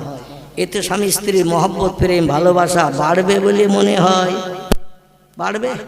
কোনোদিন বাড়বে না। রাসূল বলছেন হুন্না, আল্লাহর কোরআন বলছে হুন্না লিবাসুল লাকুম ওয়া আনতুম লিবাসুল লাহুন্না। নারীর গায়ের পোশাক হলো পুরুষ, পুরুষের গায়ের পোশাক হলো নারী। আল্লাহ পাক করেন আরো বলেছেন, ও দুনিয়ার নারী পুরুষেরা তোমরা শোনো, নারী এবং পুরুষ হলো বিবাহের মাধ্যম দিয়ে একে অপরের অর্ধাঙ্গী। জোরে বলুন একটু সুবহানাল্লাহ। একটা নারী ছাড়া একটা পুরুষের জীবনের এক পয়সা মূল্য নাই, একটা পুরুষ ছাড়া একটা নারীর জীবনের এক পয়সা মূল্য নাই। জীবনের সুখ শান্তি, জীবন যৌবনে খোদা নিবৃত্তির জন্য একটা পুরুষের যেমন একটা নারীর দরকার, একটা নারীরও তেমন একটা পুরুষের দরকার। তাই আল্লাহ পাক কোরআনে বলছেন, নারী আর পুরুষকে আমি গায়ের পোশাক করে বানিয়ে দিয়েছি। পোশাক ছাড়া রাস্তাঘাটে পথে যেমন আমরা বেরোতে পারি না, এই জন্য নারী হলো পুরুষের পোশাক, পুরুষ হলো নারীর পোশাক। জোরে বলুন একটু সুবহানাল্লাহ। সাহাবীদের ভিতরে আলোচনা হলো, আলোচনা হতে হতে হতে হতে হতে হতে কেউ বলছেন আল্লাহ নবী বলে গিয়েছিলেন আমার দুই পাশে দুইজন ব্যক্তিকে তোমরা কবরস্থ করবে। একজনের নাম আবু বকর সিদ্দিক, আরেকজনের নাম ওমর। ওমরকে জিজ্ঞাসাবাদ করা হলো, আপনার জীবনের শেষ শখ কি, শেষ দাবি কি? মারা তো যাবেন দেখছি, আপনি আর বাঁচবেন না, যদি কোনো দাবি থাকে বলুন, পূরণ করব। ওমর বললেন, আল্লাহ নবীর এক পাশ আবু বকর সিদ্দিক দখল করে নিয়েছে, আমি এখন আর একটা পাশে নবীর কবর, রওজার পাশে, কবরের পাশে, নবীর দেহের আর একটা পাশে আমি কবরস্থ হতে চাই। এটা আল্লাহ নবী আয়েশাকে বলে দিয়ে গিয়েছিলেন, যদি ওমর আমার পাশে কবরস্থ হতে চাই অবশ্যই তোমার ঘরে তারে কবরস্থ করিও। এই জন্য যদি মাইশাতুল হুমায়রা রাজি হয়, আমার কবরটা জান্নাতুল বাকিতে না দিয়ে আমাকে নবীর পাশে কবরস্থ করো। জোরে বলুন একটু সুবহানাল্লাহ, একটু জোরে বলুন সুবহানাল্লাহ। আমার ভাই, দেখতে দেখতে 2 ঘন্টা পেরিয়ে গেছে। মিলাদ কিয়াম, দোয়া, সবরে সারি বাকি। আপনারা কম বেশি অনেকে শুনেছেন, আমি দীর্ঘ 4 বছর কঠিন রোগে আক্রান্ত ছিলাম। আল্লাহ পাক 3.5 বছর আমাকে কলকাতায় একদিন বাদ একদিন ডায়ালিসিস করিয়েছেন। একদিন বাদ একদিন এই নেওরাদিগির বাড়ির থেকে কলকাতা সেই মুকুন্দপুর, সেখানে ডায়ালিসিস করতে যেতে হয়েছে 3.5 বছর। তারপরে গত 2024 সালের 18 জানুয়ারি আমার কিডনি ট্রান্সপ্লান্ট। দেহে যে 2টো কিডনি আছে, 2টি ড্যামেজ। সারা দিন রাত 24 ঘন্টায় 2 থেকে 3 ফোঁটা পেশাব হতো। পানি যা খেতাম সব দেহে জমে যেত। ডায়ালিসিসের মাধ্যম দিয়ে পানি বার করে 3.5 লিটার, 4 লিটার, 4 লিটার 200 পর্যন্ত পানি আমার দেহ থেকে একদিন বাদ একদিন বেরিয়েছে। এইভাবে ডায়ালিসিস করে করে একেবারে রুগ্ন, জীর্ণ, জরাজীর্ণ হয়ে গিয়েছিলাম। ওজন হয়ে গিয়েছিল ডায়ালিসিস করতে করতে 46 কেজি। কত বললাম? 46। এখন এই যে বেটে গুটে হালকা চেহারা দেখছে, আল্লাহ এখন ওজনটা ডায়ালিসিসের পরে করেছেন 59, 59.5 কেজি। কোথায় ছিল 46, এখন হয়েছে 59.5, 59 কেজি। মাঝে মধ্যে হাফ কেজি কম বেশি টেশি হয়। চেহারা হয়ে গেছিল একেবারে কালো আচাঙার। আল্লাহ এখন একটু চেহারার পরিবর্তন ঘটিয়েছে। ডাক্তারি নির্দেশ 1.5 ঘন্টার বেশি যেন বক্তব্য রাখবে না। তবে আমাদের বাংলা একটা বাংলা প্রবাদ আছে, রাখে আল্লাহ মারে কে, মারে আল্লাহ, একটু জোরে বলে, রাখে কে। এই যে প্রবাদটা 100-র ভিতরে 100% সত্য। আল্লাহ অধমকি দিয়ে সেটা বাস্তব প্রমাণ ঘটিয়ে দিয়েছেন। যদিও ডাক্তারি নির্দেশ 1.5 ঘন্টা ওয়াজ করা, তবুও বলতে বলতে 2 ঘন্টা, 2 ঘন্টা, দোয়া টোয়া করতে 2.5 ঘন্টাও হয়ে যায়। 2 ঘন্টা 5 মিনিট 7 মিনিট হয়ে গেছে। এখন মিলাদ ক্যাম্প করব। আল্লাহ যদি আবার 4 চক্রের মিলন ঘটায়, যেখানে ছেড়েছি এখান থেকে সামনের দিকে আবার একটু এগিয়ে নিয়ে যাওয়ার চিন্তা ভাবনা রাখবো, প্রয়াস রাখবো ইনশাল্লাহ। আমার কথার দ্বারা কারো অন্তরে আঘাত, ব্যথা, দুঃখ যদি লেগে থাকে, ভাই বা ছেলে সন্তান হিসাবে ক্ষমার চোখে দেখবেন। আমি আপনাদের জন্য দোয়া করি, আল্লাহ আপনাদের সকলকে যেন বিশ্বনবী মুহাম্মদ রাসূলুল্লাহকে আল্লাহ যে জান্নাত দান করবেন, ওই জান্নাতের অধিবাসী আপনাদের সকলকে যেন আল্লাহ বানিয়ে দেন। সকলে বলুন আমিন। সবাই একটু উঠে দাঁড়ান, নবীজির দরবারে সোনার মদিনায় বছর এইরকম ওয়াজের মজলিস ছিল। এই যে ওয়াজের মজলিস করেছেন না রাস্তার ধারে, বিশ্ব নবীর জমানায় মসজিদে নববী, যে মসজিদের কথা পূর্বে বললাম, এই মসজিদে নববীতে নবী 10 বছর ওয়াজের মজলিস করেছিলেন। একবার না, ফজরের নামাজের পরে, জোহরের নামাজের পরে, আসরের নামাজের পরে, মাগরিবের নামাজের পরে, কোনোদিন বা এশার নামাজের পরে রাসূল সাহাবীদের এই রকম বসিয়ে নিয়ে ওয়াজ করতেন। নবী একটা উঁচু মেম্বারে, পাথরের মেম্বারে বসতেন।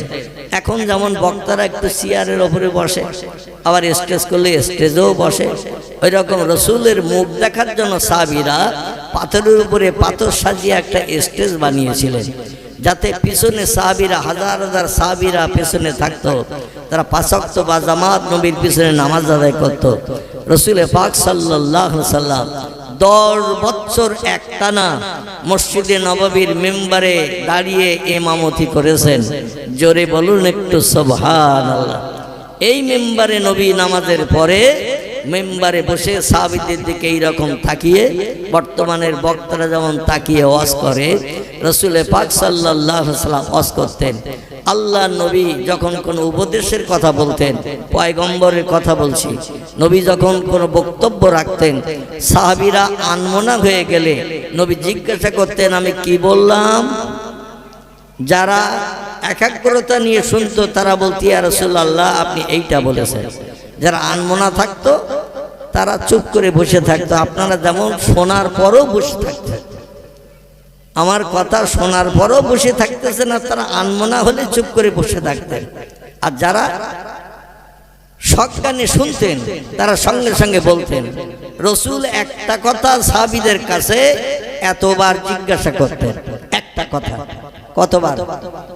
আলহামদুলিল্লাহ। তাহলে আপনাদের গলা একটু সরতেছে দেখতেছে, আল্লাহু আকবার।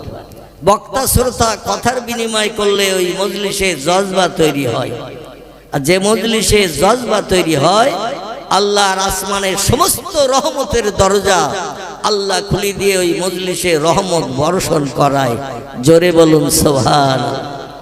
এই জন্য নবী একটা কথা ওদের ব্রেন মগজে, মেমোরিতে অ্যাডজাস্ট করার জন্য, ব্রেন মগজে ঢুকানোর জন্য একটা কথা 3 বার জিজ্ঞাসা করতেন।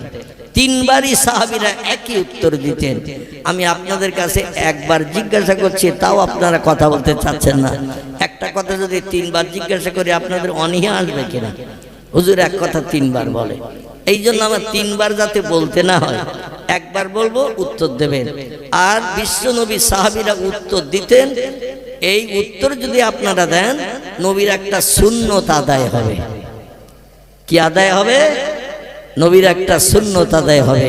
নবী এইভাবে মজলিস করতেন, সেই মজলিস আমরা যদি এইভাবে এখন করি, তাহলে নবীর একটা সুন্নত আদায় হবে। নবীর সুন্নত আদায় করলে লাভ কি? আসেন একটা ছোট্ট তথ্য দেই, তারপরে কোরআনে পাক থেকে একটি আয়াত সূরা বাকারা থেকে রেখেছি। পয়গম্বর মুহাম্মদ রাসূলুল্লাহ জবানি একটি সহিহ হাদিস শরীফ আপনাদের কাছে পরিবেশন করেছি। সামনের দিকে এগিয়ে নিয়ে যাব। যেই আপনাদের থলি ভর্তি হওয়া ভাব হবে, একটু উশি উশি করবেন, সঙ্গে সঙ্গে দোয়া করে দেব। রাজি আছেন তো নাকি? যেই থলি ভর্তি হওয়া মতো ভাব হবে, ডান্ডা ছেড়ে যাওয়ার মতো ভাব হবে, মানে থলির ডান্ডার যা চাগানোর ক্ষমতা, তার থেকে বেশি মাল যদি থলিতে ঢোকানো হয়, কিছু দূর যেতে না যেতে ও আংটা ডান্ডা ছিঁড়ে যায় না, যায় না। এখন খুব বেশি ওয়াজ নসিহত দেব না, আর খুব বেশি দিলে বাড়ি পর্যন্ত পৌঁছাবে না। এই জন্য আমি সীমিত কিছু তথ্য, কিছু কথা আপনাদের কাছে পরিবেশন করব। আল্লাহ নবী বলছেন, মান আহাব্বা সুন্নতি ফাহাব্বানি, ওমান আহাব্বানি কানা মাই ফিল জান্নাহ কামা ক্বালা আলাইহিস সালাতু ওয়াস সালাম। আল্লাহ নবী বলেন, আমার অবর্তমানে কিয়ামত পর্যন্ত পৃথিবীতে আমার আদর্শের অনুসরণ অনুকরণ যারা করবে, সেই লোকটি যেন আমি মুহাম্মদ আমারে ভালোবাসলো। আর যে লোকটি ওমান আহাব্বানি, যে লোকটি আমারে ভালোবাসলো, কানা মাই ফিল জান্নাহ, সেই লোকটার আমি আল্লাহর বেহেশতের ভিতরে এক জায়গায় বসে বসে সুখ ভোগ করব। একটু চিল্লায় বলা যাবে কি সুবহানাল্লাহ? নারায়ে তাকবীর, নারায়ে তাকবীর। আল্লাহ টোটাল জান্নাতের ভিতরে কোটি কোটি কোটি কোটি বিঘা জমি দিয়ে আল্লাহ জান্নাত বানিয়েছেন। জান্নাত যে কত বড় আমাদের মগজের আইডিয়ার সেটা ঠিক করা সম্ভব হবে না। মোটামুটি আপনাদের বোঝার জন্য একটা তথ্য দিচ্ছি। পৃথিবী থেকে কম আমল করে একজন ব্যক্তি আল্লাহর কাছে হাসরে হাজিরি দেবেন, তবে লোকটার অপরাধমূলক কাজ কম। মদের গ্লাসে হাত দেয়নি, সুদের টাকা হাতে স্পর্শ করিনি, মিথ্যা কথা বলিনি, চুরি ডাকাতি ছিনতাই করিনি, রাত 1টার সময় বিধবার দরজার কড়া নাড়া দিয়ে জীবন যৌবনে খোদা নেপিতে করিনি, কোনো ব্যক্তির প্রাণ নাশ করে বিবি বাচ্চারে বিধবা এতিম বানায়নি। লোকটা খারাপ কাজ করতো না, তবে ভালো কাজও খুব একটা করতো না, মসজিদ মুখও হতো না, শুক্রবারের দিন জুমার দিন জুমার নামাজও পড়তো না, মুয়াজ্জিন 5 ওয়াক্ত মসজিদ আজান দিত, মসজিদেও যেত না। তবে তার খারাপ কাজ নেই। লোকটা কোরআন তেলাওয়াত করতো না, জিকির আজগার করতো না, তাসবিহ তাহলিল পাঠ করতো না, দান সাদকা করতো না, গরিব এতিমের বিপদে পাশে দাঁড়াতো না। ভালো কাজ যেগুলো সেগুলো তার খুব একটা নাই, তবে খারাপ কাজও লোকটা করেনি। মদের গ্লাসে হাত দেয়নি, সুদের ব্যবসা করেনি, সিনেমা যাত্রায় যায়নি, রেডিও টেলিভিশন ভিডিও নিয়ে আনন্দ ফুর্তি করেনি। ওই লোকটা গরিব এতিমের হক ফাঁকে দিয়ে খায়নি, কোনো নারীর ইজ্জত লুণ্ঠন করেনি, বিধবার দরজার কড়া নাড়া দিয়ে চরিত্র নষ্ট করেনি, কোনো ব্যক্তির প্রাণ নাশ করে বিবি বাচ্চারে বিধবা এতিম বানায়নি, মিথ্যা কথা বলেনি। লোকটার খারাপ কাজ যেমন নেই, ভালো কাজও তেমন নেই। তবে আল্লাহর অফুরন্ত রহমত, কোন একদিন কি মনে করে বাড়ির পাশে জলসা হচ্ছিল, মাথায় টুপি দিয়ে পায়জামা পাঞ্জাবি পরে জলসা এসে একটু বসেছিল বা পাশে দাঁড়িয়েছিল বা জলসার আশেপাশে দাঁড়িয়ে দাঁড়িয়ে শুনছিল। মোল্লা মৌলভী সাহেব বলছিল, আল্লাহর একত্ববাদের ভাষা কলেমা শরীফ একটু পড়ে নাও। মাঝে মাঝে ওয়াজ নসিহতের মজলিসে নবীর মহব্বতে বক্তারা দরুদ শরীফ পড়ায় না। বক্তারা মাঝে মাঝে মিলাদ মাহফিল ওয়াজ নসিহত শুরু করার আগে দেখবেন একটু কলেমা শরীফও পড়ায় না। পড়াইতো নাকি? আলহামদুলিল্লাহ। আমার ভাইরা, আলেম ওলামারা কলেমা পড়ছে, শ্রোতারাও সেই সঙ্গে পড়ছে। কলেমা হলো বেহেশতের চাবি, নামাজ হলো বেহেশতের চাবি। মাফাতিহুল জান্নাতে লা ইলাহা ইল্লাল্লাহ মুহাম্মাদুর রাসূলুল্লাহ। একটা হাদিস শরীফ এসেছে, বেহেশতে যাওয়ার চাবি হলো, দরজা খোলার চাবি হলো কলেমা। আর একটা হাদিস এসেছে, আস-সালাতু মিফতাহুল জান্নাহ, জান্নাতের দরজা খোলার চাবি হলো নামাজ। দুটি হাদিসে দুই রকম তথ্য এসেছে।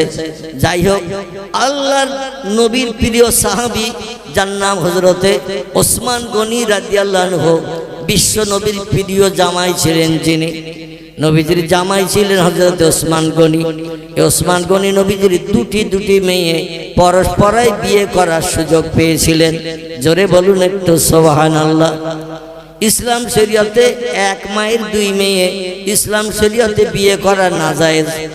তবে প্রথম স্ত্রী যদি মারা যায়, রোগগ্রস্ত হয়ে অসুস্থ হয়ে কোনো কারণে যদি মারা যায়, তাহলে তার পরবর্তী জেনারেশন শালি-টালি যদি থাকে, তাকে মুসলমানরা বিয়ে করতে পারবে, শরীয়তে নাজায়েজ নাই। তবে স্ত্রী থাকা অবস্থায় বিয়ে করা যাবে না। স্ত্রী থাকা অবস্থায় বিয়ে করলে সেটা হারাম হবে। স্ত্রী যদি মারা যায়, তাহলে আপনি শালিকে বিয়ে করতে পারবেন, শরীয়তে জায়েজ আছে। ওসমান গনি রাদিয়াল্লাহর সঙ্গে আমাদের প্রিয় নবী, তার মেজ কন্যা ছিলেন যিনি, বড় কন্যার নাম ছিল জয়নাব, মেজ মেয়ের নাম ছিল রোকায়া, উম্মে কুলসুম সেজ মেয়ের নাম ছিল। ছোট মেয়ের নাম কি ছিল একটু বলেন? ছোট মেয়ে আলহামদুলিল্লাহ, আলহামদুলিল্লাহ।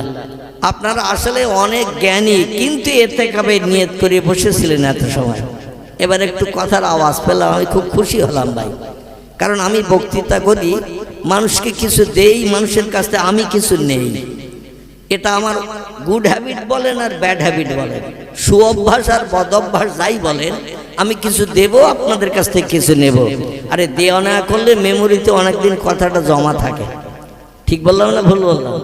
এ জমা থাকে, জমা থাকলে কোনো খারাপ কাজ করতে গেলে বিবেকে বাধা দেবে। হুজুরের কাছ থেকে এই কথাটা শুনেছিলাম। আর মাইকে আওয়াজ হচ্ছে, গাছপালা ভেঙে যদি এক গ্রাম থেকে আরেক গ্রামে যায়, ওই আওয়াজ কোনোদিন ফিরিয়ে আনার চেষ্টা করলে আনতে পারবেন? আনতে পারবেন? কিন্তু এক কথা দুবার তিনবার শুনে যদি মেমোরিতে জমা করেন, ওটা ভবিষ্যতে কাজে লাগবে। জোরে বলুন একটু সুবহানাল্লাহ। নবীজির প্রথম মেয়ের নাম ছিল জাইনাব। খুব ভালো করে আচ্ছা, এই এই এই মাথাটা একটু নিচে করতে হবে, এই মাঝখানে মাথাটা।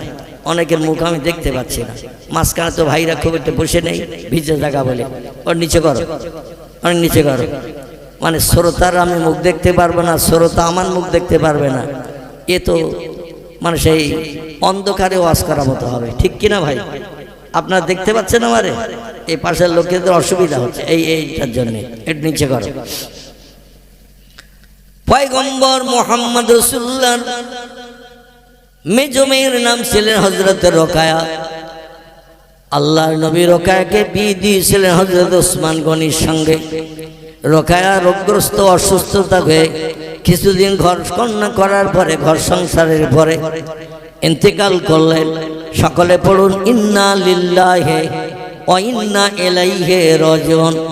কোন ইমানদার মুমিন মুসলমান যদি মারা যায়, যখনই শুনবেন অমুক মারা গেছে, কোরআনের এই দোয়াটা আপনারা পাঠ করবেন, ইন্না লিল্লাহি ওয়া ইন্না ইলাইহি রাজিউন। এটা পড়লে আল্লাহ পাক বড় খুশিতে বাগ হয়।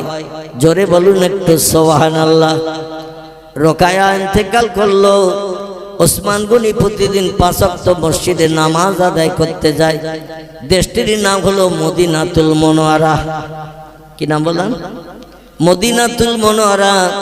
বিশ্বনবী জন্মগ্রহণ করেছেন মক্কা মুকাররমায়। মক্কা মুকাররমায় জন্মগ্রহণ করে এক টানা 53 বছর মক্কা মুকাররমায় বসবাস করেছিলেন।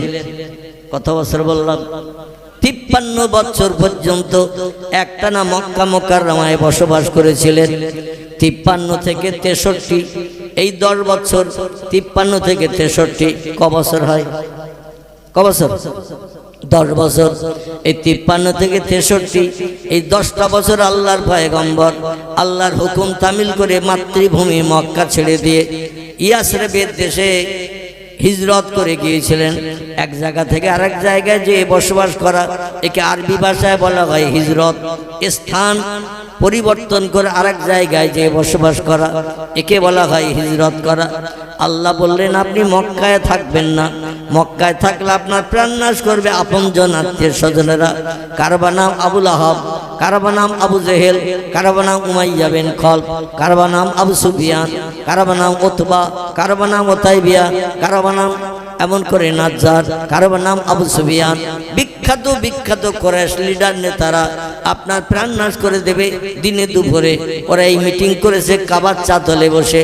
এই জন্য আপনি যদি এখনই ওদের হাতে প্রাণ নাশ হয়ে যান, কিয়ামত পর্যন্ত ইসলাম দুনিয়ায় আর টেকবে না।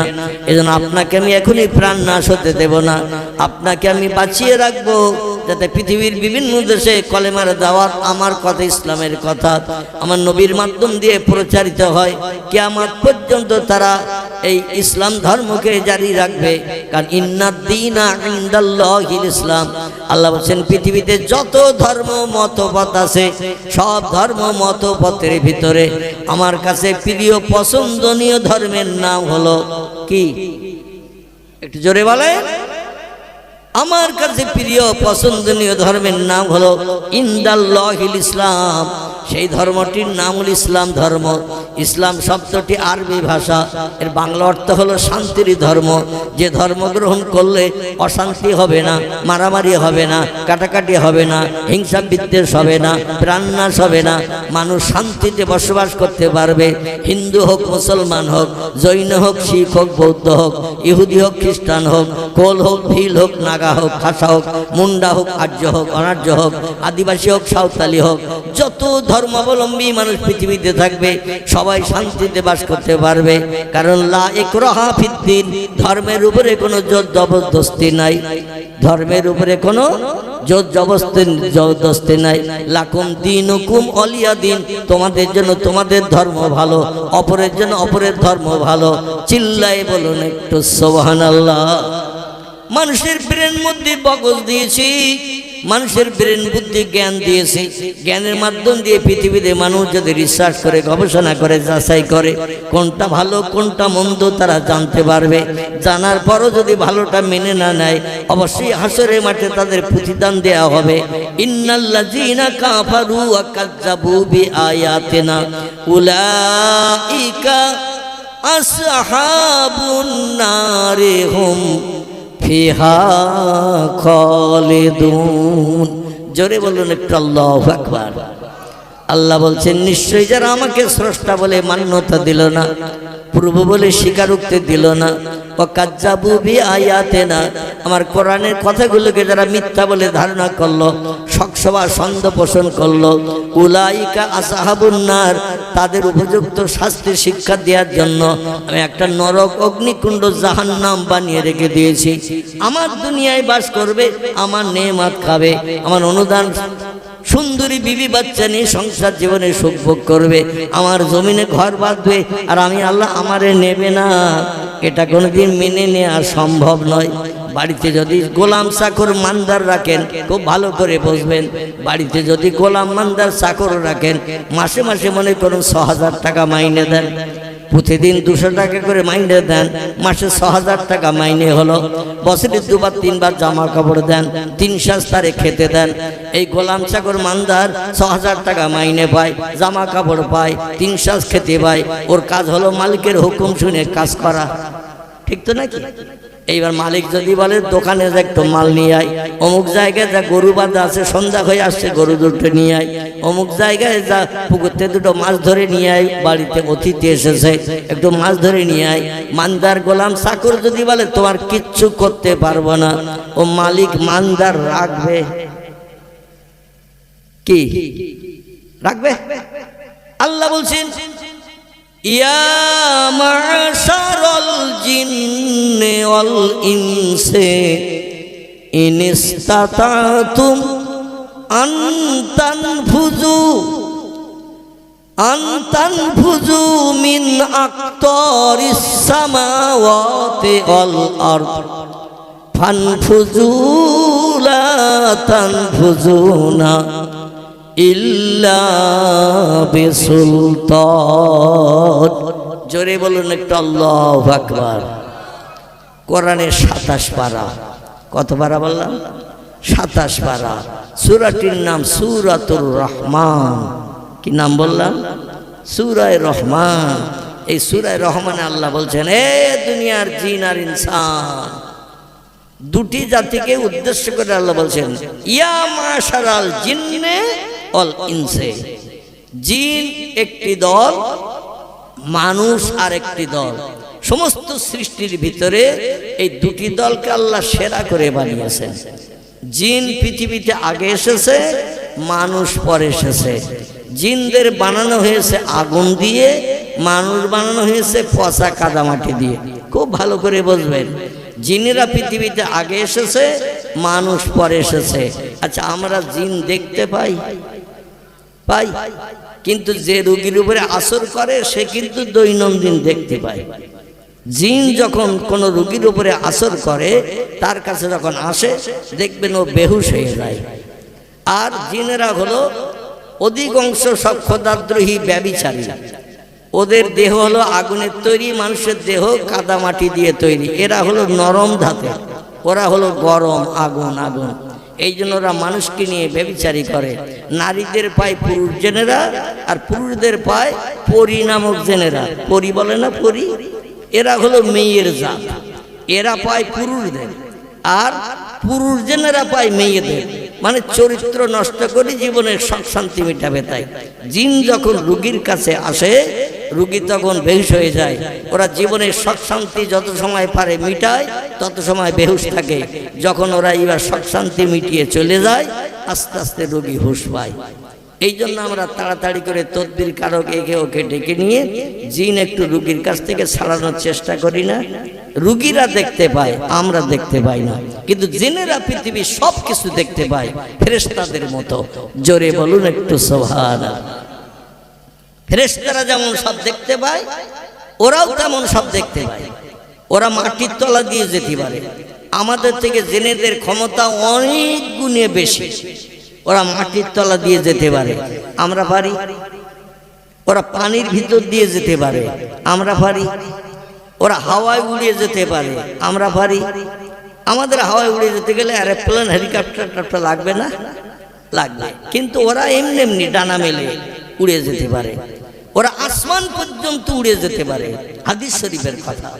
ওরা আসমান পর্যন্ত উড়ে যেতে পারে। এবং আল্লাহ পাক ওদের গড় হায়াত দিয়েছেন 2500 বছরের মতো।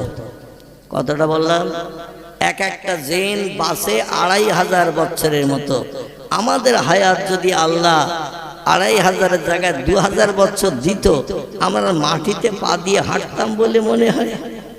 2000 বছর বেঁচে থাকবো। মরণের চিন্তা এখন পেছনে ফেলে রাখ। বয়স হয়েছে মাত্র 60, 70, 80, এখনো 1950 বছর বাঁচবো, কিংবা 1900 বছর বাঁচবো, 1950 বছর বাঁচবো, তারপরে তো মরণ। 2000 বছর বেঁচে থাকবো। আল্লাহ পাক এই মানুষের ভিতরে একজন পয়গম্বর পাঠিয়েছিলেন। তার নাম ছিল নূহ আলাইহিস সালাম। কি নাম বললাম? নূহ নবী। নূহ নবী, এনার একটু বয়স আমাদের থেকে আল্লাহ কম করে দিয়েছিলেন। নূহ নবী, কোরআনে তথ্য এসেছে। উনি পৃথিবীতে হায়াতে বেঁচে ছিলেন 1450 বছর। কত বললাম? 1450 বছর। মুসা নবীর জমানার মানুষ 400, 450 বছর পর্যন্ত বেঁচে থাকতো। উম্মতে মুহাম্মাদীদের বয়সের গড় করা হয়েছে মাত্র 60। দুজনের বয়সের গড় করা হয়েছে 60 কত? 60 আল্লাহ, আওয়াজ পাচ্ছি না। 100 আওয়াজটা যদি আগে পেয়ে যেতাম তাহলে জিজ্ঞাসা করার দরকার হতো না। এখন যেমন বললেন আমার কানে আওয়াজ এসেছে, কিন্তু আগে আওয়াজটা শুনতে পাইনি। এই দুইজনের গড় করা হয়েছে 120। তো 60 আল্লাহ আমাদের গড় পত্তায় বয়স করে দিয়েছে। কেউ যদি 65 বাসে, একজন 55 মরবে। কেউ যদি 70 বাসে, একজন 85 মরবে। কেউ যদি 80 বাসে, একজন 40-এ মরবে। মানে 80 আর 60 আর 40 এইভাবে হিসাব করে 60 আর 60 120। গড় এক একজনের করা হয়েছে 60। একজন যদি 5 বছর বেশি পায়, একজন 5 বছর কম পাবে। এখন আপনি যদি কারো কাছে জিজ্ঞাসা করেন আমার 5 বছর বয়স কেটে নিচ্ছিস কেন? আমি 55 মরে যাচ্ছি, 60 বছর বাঁচার ইচ্ছা ছিল, আল্লাহ 60 গড় করিয়েছে, তো আমার 5 বছর কেটে নিচ্ছি, ফেরত দে। কারো কাছ থেকে ফেরত নেওয়া যাবে? কেউ দেবে? দুনিয়া এমন একটা জায়গা, এই জায়গার 1 সেকেন্ড হায়াত কেউ কাউরে দিতে চায় না। আর দুনিয়ায় আসলে কেউ পরকালের কথাও মনে করে না। দুনিয়া আনন্দের জায়গা, দুনিয়া ফুর্তির জায়গা। যতদিন বেঁচে আসো আনন্দ করো, ফুর্তি করো, খাও আর মরো। এটা হলো 4 ভাগ দার্শনিকদের কথা। 4 ভাগ দর্শন, ফিলোসফার, এরাই তত্ত্ব দিয়েছে। দুনিয়া হলো আনন্দের জায়গা, দুনিয়া হলো ফুর্তির জায়গা। যতদিন বেঁচে আসো আনন্দ করো, ফুর্তি করো, খাওয়ার মরো। মরণের পরে আর কিছু নাই। ওই 4 ভাগ দার্শনিকেরা আরো তত্ত্ব দিয়েছেন। দুনিয়া হলো ক্ষণস্থায়ী। আজকের বেঁচে আসো, আগামীকাল থাকবে, এর সার্টিফিকেট আমরা দিতে পারবো না। আগামীকালের জন্য কোনো আশা ভরসা যেন উঠিয়ে রেখো না। যখন যেটা মনে ইচ্ছা হবে সঙ্গে সেটা পূর্ণ করে নিও। কারণ জীবনে শখ রাখতে তুমি যদি ঘুমিয়ে পড়ো, তোমার জীবনের শখ আর কেউ মেটাতে পারবে না। এই জন্য চারবাক দার্শনিক আরো বলেছেন, ধার করে যদি ঘি ভাত খেতে হয় তো খাও, খেয়ে মরো, মরণের পরে আর কিছু নাই। ধার করে যদি ঘি ভাত খেতে হয় তাও খাও, খেয়ে মরো, মরণের পরে আর কিছু নাই। তো তানার অনুসারী যারা, তারা বললেন ধার করতে গেলে মানুষের কাছ থেকে হয়তো হাত পাতলে ধার করে নেওয়া যাবে, কিন্তু পরে তো শোধ করতে হবে। চারবাক দার্শনিক বলেন পরে শোধ করার চিন্তা মগজে নিয়ে না, কারণ ধার করে খেয়ে জীবনে শখ মিটাও। যদি কোনোদিন তুমি মরে যাও, হয় কবরে নাই শ্মশানে তোমারে কবর দেবে, পাওনাদার কবরের পাশে শ্মশানের ধারে এসে হাজার চিল্লালেও তোমার কাছ থেকে এক পয়সা আদায় করে নিতে পারবে না। অতএব যত পারো ধার করো, খাও, জীবনের শখ বাকি রেখো না। আমরা ইমানদার মুমিন মুসলমানেরা দার্শনিকদের এই তথ্য বিশ্বাস করি, কথা বলেন, আমরা মানি। কারণ আমরা জানি ধার করে গেলে জানাজা নামাজের সময় তিরমিজি শরীফের হাদিস, পয়গম্বর মুহাম্মদ রাসূলুল্লাহ সাল্লাল্লাহু আলাইহি ওয়াসাল্লাম জানাচ্ছেন, যখন কোনো মরণাপন্ন ব্যক্তিকে মৃত্যু শয্যায় শায়িত হওয়া, খাটিয়ায় লাশ গোসল করে কাফনের কাপড় পরিয়ে সামনে রেখে যখন মানুষ কাতারে দাঁড়িয়ে যায় জানাজা নামাজ পাঠ করার জন্য, আপনজন আত্মীয় স্বজনদের জিজ্ঞাসা করে, তোমার বাপ তোমার মা কি ধার দেনা টানা করেছিল কোথাও? নবী বলছেন, যদি কোনো দেনদার ব্যক্তি মারা যায়, তার দেনার দায়িত্ব কোনো ব্যক্তি কাঁধে তুলে না নেওয়া পর্যন্ত যেন জানাজা নামাজ সুসম্পন্ন করবে। হাসরের মাঠে ওই লোকটি সব থেকে বড় বিপদে পড়বে, যে লোকটা ঋণগ্রস্ত হয়ে দেনদার হয়ে হাসরে হাজির হবে। পাওনাদার সেদিন তার পাওনা টাকা চাইবে, লোকটা যদি টাকা পয়সা দিয়ে খুশি করতে না পারে, গায়ের গোশতগুলো কেটে দিতে হবে, ছাড়ার নাই। পাওনাদার যদি খুশি না হয়, গায়ের গোশত কেটে দিতে হবে, সেদিন কিন্তু পাওনাদার ছাড়বে না। এই জন্য নবী বলছেন, ঋণের দায়িত্ব ছেলে মেয়ে আপনজন আত্মীয় স্বজন যত সময় কাঁধে তুলে না নেবে, কোনো ইমাম সাহেব যেন জানাজা নামাজ না পড়ায়। আর বিজ্ঞানে বলছে, যত পারো ধার করো আর খাও, মরণের পরে আর দেনা পরিশোধ করতে হবে না। আসলে এরা বলে there is no god, Allah is nothing, স্রষ্টা বলতে কিছু নাই, পৃথিবী প্রাকৃতিক নিয়মে চলছে আর চলবে, এসব সৃষ্টি যা কিছু দেখি এমনি এমনি হয়েছে, আল্লাহ বানাই নাই। জোরে বলুন একটু নাউজুবিল্লাহ। আল্লাহ বলছেন, খলাকাস সামাওয়াতি ওয়াল আরদ, আকাশ বানিয়েছি আমি, জমিন বানিয়েছি আমি, জমিনে যা কিছু সৃষ্টি আছে, গাছপালা, কীটপতঙ্গ, জীবজন্তু, সব আমি আল্লাহ কোন শব্দ দিয়ে বানিয়েছি?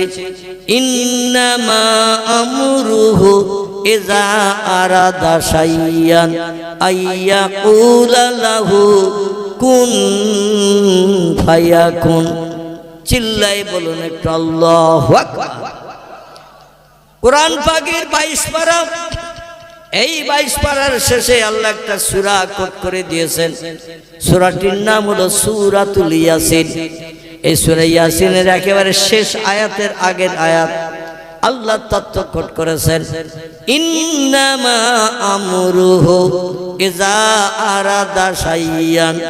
আল্লাহ বলেন, নিশ্চয় আমি সেই প্রভু, যখন কোনো কিছু বানানোর এরাদা ইচ্ছা প্রকাশ করি, আইয়াকুলা লাহু, আমার জবান দিয়ে শুধু একটু বলি, কুন হ ফায়াকুন, সঙ্গে সঙ্গে সেটা হয়ে যায়। আমার কোনো কিছু বানাতে তৈরি করতে 1 সেকেন্ডের বেশি 2 সেকেন্ড সময় অতীতে কোনোদিন লাগেনি, বর্তমানেও লাগছে না, ভবিষ্যতেও লাগবে না। বর্তমান প্রযুক্তি যুগের বিজ্ঞানীরা বলছে আল্লাহ বুড়ো হয়ে গেছে, এখন আর আমাদের সঙ্গে পারবে না। একটু জোরে বলা যাবে না নাউজুবিল্লাহ? বিজ্ঞানীদের জিজ্ঞাসাবাদ করা হলো, আল্লাহ বুড়ো কিসে হলো? ওরা বলছে, আল্লাহ যদি এই পৃথিবী বানিয়ে থাকে, মৌলবীদের কথা মোতাবেক কোরআন হাদিসের কথা মোতাবেক যদি আল্লাহ পৃথিবী বানিয়ে থাকে, কারণ আল্লাহ বলেছেন খলাকাস সামাওয়াতি ওয়াল আরদা, মাথার উপরে যে নীল আকাশ দেখো ওটাও আমি বানিয়েছি। এই পৃথিবীর জমিনে যে কোনো দেশের তোমরা যারা পরিভ্রমণ করছ, সব দেশগুলো আমার কোন শব্দের মাধ্যম দিয়ে তৈরি? কথাটা যে বাস্তব, আপনি একটু তথ্য দিন আমার কাছে। পৃথিবীতে বর্তমান দেশের সংখ্যা হলো 256টির মতো। কথা বললাম, তাম পৃথিবীতে দেশের সংখ্যা 256টির মতো। Japan, German, England, Holland, Poland, Italy, Brazil, Thailand, Singapore, Burma, Rangoon, Hindustan, Pakistan, Bangladesh, Afghanistan, Iraq, Iran, Kuwait, Jordan, আরব, পারস্য, তুরস্ক, Libya, Nigeria, Indonesia, Malaysia, Sri Lanka, Burma, Tajikistan, Kazakhstan, Balochistan, Azerbaijan, Armenia, Saudi আরব, আরব আমিরশাহী, শাম, সিরিয়া, মরক্কো, ইয়ামান, বুলগেরিয়া, মিশর, জর্ডান, পারস্য থেকে শুরু করে পৃথিবীতে 256টার মতো দেশ আছে। আজ পর্যন্ত প্রযুক্তি যুগের বিজ্ঞানীরা একটা দেশ সাগরের মাঝখানে বালি, মাটি, পাথর ফেলে বানিয়েছেন। একটু তথ্য আমারে দেন। 256টা দেশ যা পৃথিবীতে আছে আল্লাহ অতীতে সব বানিয়েছিলেন, বর্তমানও বানাচ্ছেন। ঘোলা ঘোলা পলিকণা, গুঁড়ো গুঁড়ো বালিকণা দিয়ে আল্লাহ সাগরের পানির জোয়ার ভাটার মাধ্যম দিয়ে আল্লাহ যখন কোন শব্দ ব্যবহার করেন, সাগরের পানির ভিতরে আল্লাহ পাক ওই পলিকণাগুলো, গুঁড়ো গুঁড়ো বালির দানাগুলো এক জায়গায় জমিয়ে পানির উপরে দ্বীপ বানিয়ে দিয়ে থাকেন। দেখেছেন এমন কোন দ্বীপ? দেখেছেন? যদি না দেখে থাকেন খুব বেশি দূর যেতে বলবো না, আমাদের এই পশ্চিম বাংলার শেষ সীমানা বাংলাদেশ বর্ডারের কাছে এই কাছাকাছি একটা গ্রাম আছে। গ্রামটির নাম হলো গজালমারি। কি নাম বললাম? গজালমারি, সলাদানা গজালমারি, নাম শুনেছেন তো? এইখানে যে দেখবেন যে ইসামতি নদী ঘুরে এসেছে বসিরহাটের উপর দিয়ে চলে যাচ্ছে তেঁতুলিয়ার দিকে। ওই গজালমারির ওখানে গেলে, সোলাদানার ওই নদীর ধারে গেলে দেখতে পাবেন দুই দিক দিয়ে পানি চলছে কুলকুল করে, পানি আবার আসছে কুলকুল করে, মাঝখানে ঘোলা পানি দিয়ে গুঁড়ো গুঁড়ো বালির দানা দিয়ে আল্লাহ একটা বড় দ্বীপ বানিয়ে দিয়েছেন। ওখানে বালি, মাটি, পাথর কোনোদিন কোনো বিজ্ঞান, দর্শন, ইঞ্জিনিয়ার, কোনো সরকার কেউ কি ফেলেছে নাকি? এক ঝুড়ি মাটি ফেলেছে কেউ? একটু কথা বলেন। কেউ ফেলেনি। আল্লাহ শুধু বলেন কুন ফায়াকুন, সঙ্গে সঙ্গে হয়ে যায়। পৃথিবীর বিজ্ঞানীদের জিজ্ঞাসাবাদ করা হলো উপরের দিকে তাকিয়ে কি দেখো? বিজ্ঞানীরা বলে উপরের দিকে তাকিয়ে দেখে শুধু ফাঁকা। স্পুটনিক চালালাম, অ্যাপোলো চালালাম, রকেট চালালাম, আরো কত নামি দামি যন্ত্র মেশিন আমরা প্রযুক্তির যুগে বানিয়ে উপরে চালিয়েছে। মহাশূন্য শুধু দেখি ফাঁকার ফাঁকা, বহুদূর ফাঁকা, তাই নীল মতন দেখায়, আকাশ বলতে কিচ্ছু নাই। বর্তমান প্রযুক্তি যুগের বিজ্ঞানীদের কথা। বিজ্ঞানী বলছে বহুদূর ফাঁকা, তাই নীল মতন দেখায়, আকাশ বলতে কিছু নাই। মহাশূন্য। আল্লাহ 1450 বছর আগে সত্য ধর্মগ্রন্থ কোরআনে তথ্য কোট করে দিয়েছেন। হুয়াল্লাযী খালাকা সাবআ সামাওয়াতিন তিবাকা। জোরে বলুন একটু আল্লাহু আকবার। আল্লাহ বলছেন বিজ্ঞানীর দল, ইঞ্জিনিয়ারদের দল, তোমাদের মগজের জ্ঞান কম, আমার সঙ্গে পাল্লা দিতে এসো না, পাগল হয়ে মারা যাবে। কথাটা ঠিক না ভুল? আল্লাহ বলছেন তোমাদের মগজের জ্ঞান কম, তোমরা ক্যালকুলেটর বানিয়েছো, কম্পিউটার বানিয়েছো, রিমোট কন্ট্রোল বানিয়েছো, স্যাটেলাইট বানিয়েছো, ইন্টারনেট বানিয়েছো, রেডিও বানিয়েছো, ভিডিও বানিয়েছো, ভিসিআর বানিয়েছো, কোল্ড স্টোর, হিমঘর বানিয়েছো, পাতাল রেল বানিয়েছো, আরো কত যন্ত্রপাতি মেশিনারি বানিয়েছো। তোমরা টাচ মোবাইল বানিয়ে দিয়েছো, ঘরে বসে বসে তামাম বিশ্ব দেখতে পাবে। আপনজন কোনো দেশে যদি থাকে কথা বললে তার ঠোঁট নড়াটাও দেখতে পাবে, কথার আওয়াজ, কণ্ঠের আওয়াজ বুঝতে পারবে। বিজ্ঞান এত কিছু বানিয়ে মানুষের উপকার করেছেন। আল্লাহ বলছেন তবুও তোমাদের মগজের জ্ঞান কম। আমি আল্লাহ হলাম অসীম জ্ঞান রাশির মালিক, তোমাদের জ্ঞান হলো সসীম সীমিত জ্ঞান। আমার সঙ্গে পাল্লা দিতে এসো না, পাগল হয়ে মারা যাবে। কি তত্ত্ব আল্লাহ পাক ডেকে বলছেন ওয়ামা উতীতুম মিনাল ইলমি ইল্লা কালিলা। জোরে বলুন একটু সুবহানাল্লাহ। আচ্ছা, আমি কোরআনের আয়াত পড়ছি আর তরজমা পড়ছি, অসুবিধা হচ্ছে কার কার একটু হাত তুলে দেখান। যদি বলেন হুজুর এই ওয়াজ ভালো লাগতেছে না, তাহলে আমি আবার স্টারিং ঘুরিয়ে গাড়ি অন্য রাস্তায় নিয়ে যাব। ওসমান গনির কথা বলছিলাম না একটু আগে, মনে আছে? ওসমান গনি তার মেয়ে এবং তার বিবির কথা বলছিলাম, মনে আছে? যাবো ইনশাল্লাহ ওদিকে। তো কোরআন হাদিসের কথা আপনাদের শুনতে ভালো লাগছে না খারাপ লাগছে? কোরআন হাদিসের কথা শুনলে সেখানে আল্লাহর আসমানে রহমত বর্ষণ হয়। যে মজলিসে কোরআনের আয়াত নাই, নবীজির জবানি হাদিস নাই, আমার কাছে ওই মজলিসটা হলো শুকনো মজলিস। কি মজলিস বললাম? শুকনো মজলিস। আল্লাহর রহমত এই মজলিসে আসবে না। এই জন্য একটু সত্য কোরআনের কথা, পয়গম্বরের জবানি সত্য কথা আপনাদের কাছে একটু আমি ব্যক্ত করছি।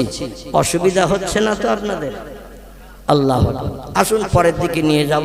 কিসসা কাহিনী শুনতে চাইলে পরে বলবো, তবে সেটা এমনি নানি দাদির কথা নয়। আল্লাহর কোরআনে যে সমস্ত কিসসার কথা বলা হয়েছে, পয়গম্বর যে সমস্ত জীবনের কথা, অতীতকালের কথা বলেছেন, সেগুলো আমি পরে আপনাদের কাছে দেব। জানি না কোন বক্তব্য আপনাদের কাছে ভালো লাগবে। ড্রাইভার এখন আমি, যদি বলেন এই রাস্তায় গাড়ি চালালে আমরা যাব না, এখন নিয়ে যেতে হবে আমাদের কালীনগরের দিকে, স্টারিং ঘুরিয়ে দেবো, আবার কালীনগর মুখে যাবো, বসিরহাট মুখে যাবো না। কারণ আপনারা যাত্রী, আমি এখন ড্রাইভার। বুঝতে পারছেন তো নাকি? যদি বলেন এই রাস্তায় যাব না, কোরআন হাদিস শুনবো না, কিসসা কাহিনী বলেন শুনতে ভালো লাগবে, তাহলে আমি আবার ড্রাইভারের স্টারিং ঘুরিয়ে দিয়ে গাড়ি ওই রাস্তায় নিয়ে যাব। তবে আল্লাহর রহমত পাওয়া যাবে না, আল্লাহর করুণা দয়া পাওয়া যাবে না। আল্লাহ বলছেন ওমা উতীতুম মিনাল ইলমি ইল্লা কালিলা। ও মানুষ, তোমাদের মগজে যে জ্ঞান, যে জ্ঞানের মাধ্যম দিয়ে প্রযুক্তির যুগের বিজ্ঞানীদের মাধ্যম দিয়ে হাজারো যন্ত্র মেশিন বানিয়ে তোমাদের মুখে হাসি ফুটিয়ে দিয়েছে।